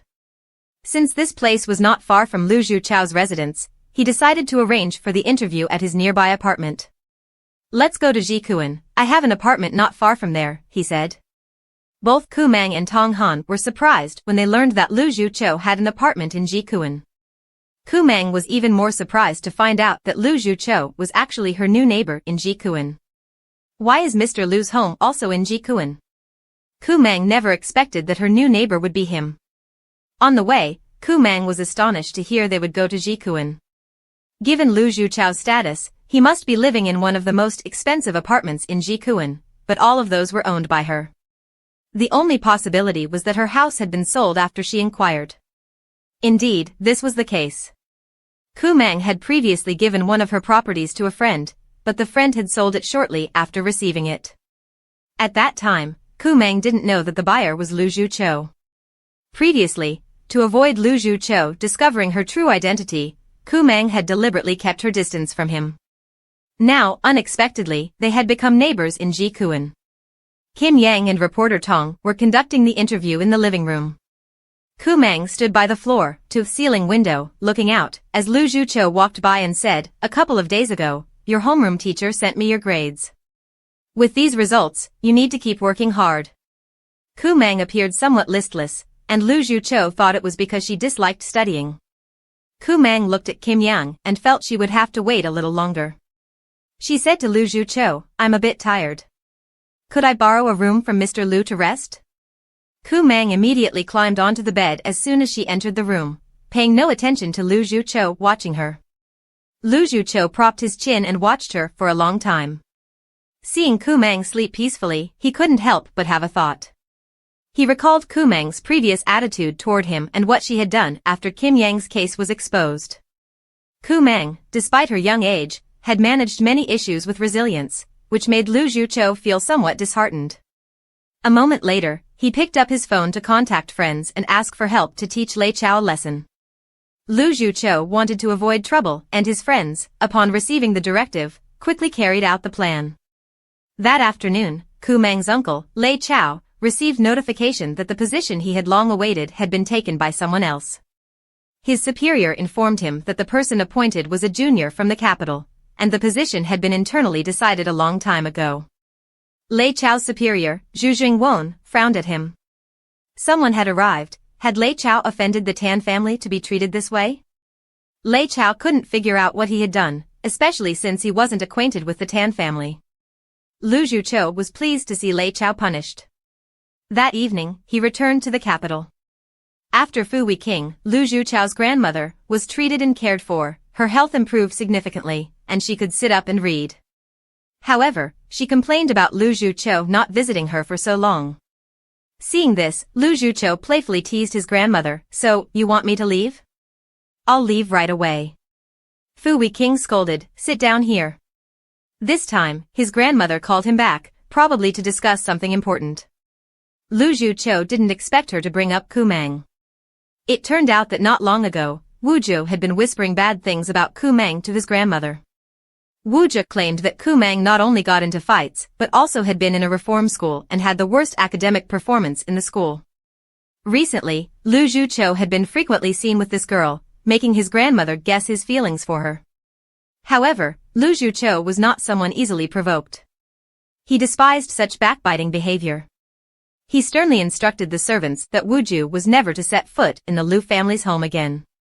Lu Zhuqiu's grandmother had expected her grandson and Wu Zhu to have a good relationship and was waiting for great-grandchildren. But Lu Zhuqiu said there was no rush and shared some stories about Kumang with her. Although this young girl had many complications, she was, after all, his grandmother's lifesaver. Lu Zhuqiu's intention to protect Kumang was evident. His grandmother didn't press further. Looking up at the starry sky, Lu Zhuqiu missed Kumang after just an afternoon apart. However, the one being missed was not so troubled. Kumang returned to the dorm, washed up, and went to bed. She deftly jumped onto the bed from the bed's crossbar, a graceful move that left the girl in the adjacent bed staring in awe. "Oh, my idol," the girl in white, preparing to get into her bed, reminded. "Isn't your idol Ting Ting, the Heavenly King? I heard he's preparing a new song recently." While the girls in the lower beds excitedly discussed their idol, the Heavenly King's new album, the girl in the upper bed was troubled by a message. The sender was Ting Ting, the Heavenly King the girls below were discussing. "Kumang, my new MV is missing a female lead. If you're free, could you help me?" This invitation made her hesitant about whether to take the time to accept it. In the female dorm, while the roommates excitedly chatted about the new album by the Heavenly King, Kumang, on the top bunk, was anxiously debating whether to accept the Heavenly King's invitation. Just as she was about to send a message to decline, she received a message from Lim Sang in the group chat. "Little Mang Mang, your disciple came to ask for money, saying the research funds are depleted." This message puzzled Kumang. The disciple Lim Sang mentioned was Yu Chong Chin, a leading national brain expert. Did this old man spend money so quickly, she thought. Hadn't he earned 50 million from the surgery on Lu Zhu Chao's grandmother? After Lim Sang explained, she learned that, due to Lu Vi Hai's deliberate medication switch for the elderly lady, Yu Chong Chin felt disgraced and had expelled her from the disciple list. Without a recognized disciple, the Lu family naturally stopped funding him. Kumang stared at the message, unblinking. She intended to transfer 100 million to her disciple for research funds, but didn't have the money herself. Reluctantly, she decided to take up the offer to become an artist. She messaged Thing, "I agree to help. Please send the request and script so I can prepare." A week later, Kumang arrived at the Zhuangshang film set with a suitcase in hand. She had already finished choreographing the dance for Ting Ting's new album. Initially, she planned to take a taxi from the side of the road, but Lu Zhuchou suddenly appeared beside her. Having just disembarked from a flight, Lu Zhuchou saw her and thought he was imagining things. Although he didn't know why Kumang had suddenly appeared there, with his constant desire to accompany her, Lu Zhuchou offered her to stay at his old villa to rest and used the excuse of a check-up for his grandmother to have her stay. Unexpectedly, Kumang flatly refused, saying she had more important things to do and would check on his grandmother after finishing her tasks. Not receiving a satisfactory response from Kumang, Lu Zhuchou was clearly disappointed.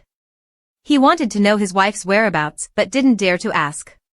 In the afternoon, Kumang went alone to the Zhuangshang film set. As soon as she walked in, she saw Ting Ting and his assistant waiting at the door. "Long time no see. You look more beautiful than ever," Ting Ting said. "I'm in a hurry, I have other work to do after this. This is Kumang, my choreographer. With her top-notch choreography, my album is sure to be a hit." Inside the filming room, the director was directing the setup of equipment. Ting Ting approached and enthusiastically introduced Kumang to director Bian Jinshi. Upon hearing that this girl was Ting Ting's choreographer, Bian Jinshi was immediately astonished. Ting Ting mentioned that she had choreographed for him before. "So you must be Kushan," Bian Jinshi said. It was well known that Kushan's choreography was like divine dance, offering an exceptional performance that was not only wild, sensual, and fiery but also explosively powerful. Ting Ting became famous thanks to Kushan's choreography, becoming a top singing and dancing king. However, since Kushan retired, no one has been able to surpass her unique style. As soon as people heard about the choreographer for Ting Ting, they understood Kumang's dance prowess. "Ting Ting, you're impressive. This time, having Kushan as your choreographer will surely make this MV a hit." This statement was indeed not an exaggeration. Kumang's skills were genuinely outstanding. As the two were still discussing the past legend, Kumang had already changed into her costume and entered the filming room. With her cold gaze and passionate red lips, the collision of ice and fire in her outfit made her already proud demeanor even more aloof. If Lu Zhuchou knew that Kumang was dressed for a performance and preparing to film an MV with another man, it's uncertain if the usually composed CEO would rush over to claim her. Lu Zhuchou never imagined that Kumang, besides her exceptional acupuncture skills, could also be so captivating in dance. Her graceful figure, alluring eyes, and eyebrows seemed to seduce the soul. Lu Zhuchou wished he could jump in and dance with her. After encountering Kumang at the Zhuangshang airport today, he had been preoccupied all day. Now, Lu Zhuchou was anxiously searching for Kumang, constantly texting her to ask when she would finish. Kumang replied that he should come to the Zhuangshang film set to pick her up at 6 o'clock. Lu Zhuchou arrived 3 hours earlier than scheduled, but what he saw was Kumang filming an MV with Ting Ting, the entertainment industry's king. Since Kumang was introduced by Uncle Lu to check on his grandmother, Lu Zhuchou had realized her skills extended beyond acupuncture, but he hadn't expected her to be so proficient in dance as well. Her dance was sensual, with the rhythm of the music resonating throughout the filming room, her movements decisive and powerful, her gaze perfectly in sync. The two performers on stage seemed like a pair of lovers who had been together for a long time. The dance concluded with Kumang turning her head, and everyone marveled at Kushin's skills. The director applauded, praising, "The result is perfect. If Ting Ting's MV doesn't sell out, I'll write my name backwards." Despite the director's praise, Kumang maintained her cold demeanor.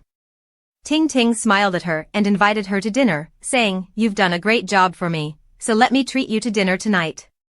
As soon as Kumang finished and saw Lu Zhuqiu, she immediately declined Ting Ting's dinner invitation. Lu Zhuqiu noticed she was wearing a thin outfit and kindly draped his coat over her. Before leaving, he couldn't help but cast a provocative glance at Ting Ting, showing his victorious stance. Ting Ting felt a bit lonely. The small assistant behind him couldn't help but compare the two. Even she felt Lu Zhuqiu was a better match for Kumang.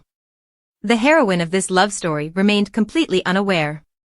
"I'm not very cold, you can take your coat back," she said, but before she finished, Lu Zhuqiu had already taken her hand, saying, "You're still saying you're not cold? Your hand is ice-cold." Lu Zhuqiu couldn't help but probe Kumang's feelings for Ting Ting, asking, "Why did you take a job in the entertainment industry? Are you short on money?" Kumang casually brushed his hand away, replying, "Just helping Ting Ting out and making some extra money." She returned his coat and leisurely went into the changing room, leaving Lu Zhuqiu gazing longingly at his hand. Kumang's small hand is so soft, he thought. In the evening, Lu Zhuqiu drove Kumang to the old Lu family villa to check on his grandmother. Her serious demeanor was incredibly charming. Even Mrs. Lu, meeting her for the first time, had to change her previous impression of Kumang. Mrs. Lu even invited Kumang to stay for dinner. Just then, a girl in a white dress burst in, saying, "Zhuqiu, I was wrong. I only investigated you out of concern, not with any other intentions." Her presence made Lu Zhuqiu very uncomfortable. Previously, this woman had investigated Kumang behind his back and falsely claimed to Mrs. Lu that Kumang was a fraud, causing her to misunderstand Kumang. Lu Zhuqiu made it clear he had no interest in her and sent her away. Mrs. Lu was displeased with Lu Zhuqiu's attitude. She felt her grandson should be more accommodating, considering the Wu family had intentionally sent the girl here to make amends.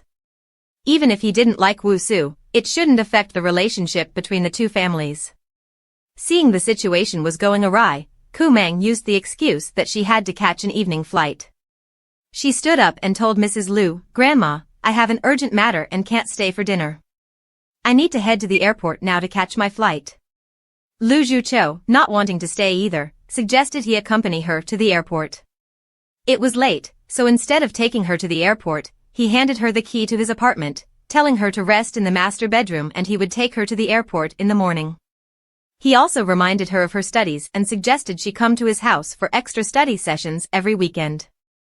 Kumang was suspicious, and Lu Zhuqiu teased, "I always pick you up, pretend to hold your hand, and now I'm giving you my apartment key. Do you think I might like you?" She asked him directly, "Do you like me?" Lu Zhuqiu didn't hide his feelings and confessed, "Yes, I like you, Kumang. Isn't it obvious?" However, Kumang simply shrugged and replied, "I'm only 17. Lu Zhuqiu faced his second failure in love. The girl before him seemed not very concerned about his feelings. Nevertheless, he accepted the role of a backup plan, believing that Kumang would eventually mature. Since seeing her dance in performance attire, he couldn't stop thinking about her. He texted her every minute just to ask what she was doing. At 3 a.m., after Kumang had just finished her shower, she received a call from Lu Zhuqiu. He instructed her to use the bathrobe he had prepared and reminded her to lock the windows carefully. He shamelessly added, "You're only allowed to dream about me, not anyone else." The next morning, just as Kumang had managed to get a bit of rest, she was awakened by an unknown call. Annoyed, she answered, "Speak up, if it's not important, I won't spare you." The caller was Tan Feng's cousin, Tan Jiaoqi. He had heard about Kumang's excellent medical skills and wanted her to treat his sister, promising a generous reward. Kumang agreed immediately, as she needed the money for research on her unworthy old student. At the Tan family home, Kumang was taken to a young girl's room. Mrs. Tan pointed at the girl in bed and scolded, "Look, Your sister is just addicted to games and using illness as an excuse. You might as well tie her up and send her to school. Tan Jiaoqi ignored his mother's words and told Kumang, I'll take my mother outside so you can treat her in peace. The girl on the bed was still engrossed in her phone. Kumang said nothing, simply observing her behavior. Then, she took out her own phone and started playing the same game. Suddenly, Kumang's phone announced a victory, which caught the attention of the game-obsessed girl. The girl was surprised by Kumang's high level of skill and wanted her to carry the team. The two girls played together for 3 hours. The game addict was deeply impressed by Kumang's skills and began to open up to her. Kumang looked at the girl and guessed her condition. She asked, recently, have you been under a lot of pressure, feeling anxious and having irregular periods? The girl was surprised that Kumang had guessed correctly. She embarrassedly admitted that she hadn't had her period for 6 months. Her current condition was a side effect of medication. She felt life was dull and stifling due to her mother's control. Her mother even secretly read her diary, and she had to conform to her mother's preferences. Her idol was Thing Thing, and she admired his energetic dances and longed for a life like his, but her mother thought Thing Thing's dance was only for hooligans. Hearing this, Kumang found a way to treat the girl. She took out a video of herself dancing with Thing Thing from the previous day and showed it to the girl. The lively dance moves in the video immediately captivated the girl's attention. The girl widened her eyes and asked, is the dancer in the video you? A well-rounded and exceptionally intelligent student had turned into a game addict, playing games 17 hours a day and refusing to go to school due to her mother's excessive control. She had attempted suicide 86 times because her mother wouldn't let her pursue her passion for dancing. The game-addicted girl was completely cured after playing games with Kumang. Not only did she obediently take her medication and agree to quit gaming, but she also cooperated with Kumang's acupuncture treatment. After more than an hour, Kumang discovered that the girl's mental breakdown was due to her mother's excessive control. The mother frequently read her diary, restricted her interests, and even took away her right to admire her idol.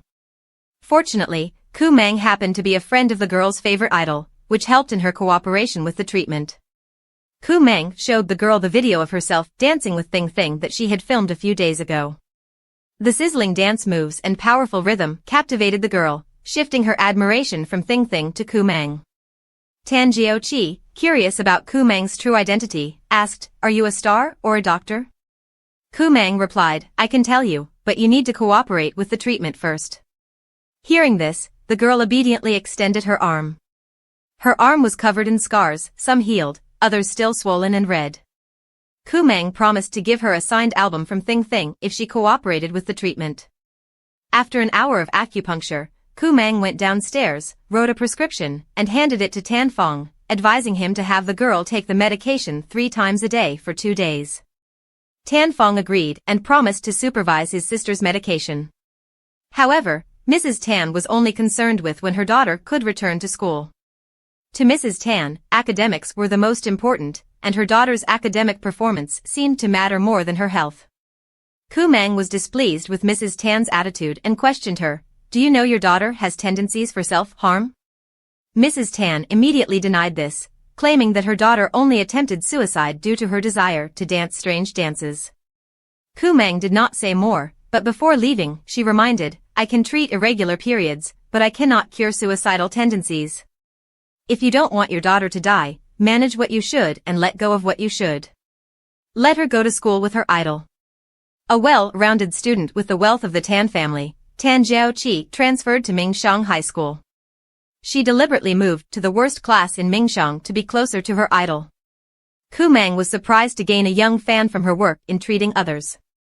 A week later, Class 20 welcomed an outstanding student who had never fallen off the rankings, Tan Jiaoqi. Tan Jiaoqi was the only granddaughter in the Tan family's wealthy Beiqing branch. From a young age, she had been pampered like a princess, but she did not exhibit princess syndrome. The reason she transferred schools was entirely because of Kumang, who had helped her regain hope in life. Tan Jiaoqi brought delicious food to Kumang and affectionately said, Sister, I've brought you some tasty food. You've lost so much weight. Lu Yang sat beside her, puzzled, how do you two know each other? The chubby friend in front also joined the conversation, Yang, do you know the new student? The Lu and Tan families were among the wealthiest in Beijing, and their business connections meant their younger generations were familiar with each other. Lu Yang was well aware of Tan Jiaoqi's academic abilities. With her moving to the lowest class at Mingsheng, the upcoming exams promised to be interesting because Tan Jiaoqi was so outstanding that even Lu Yang's academically gifted sister couldn't surpass her.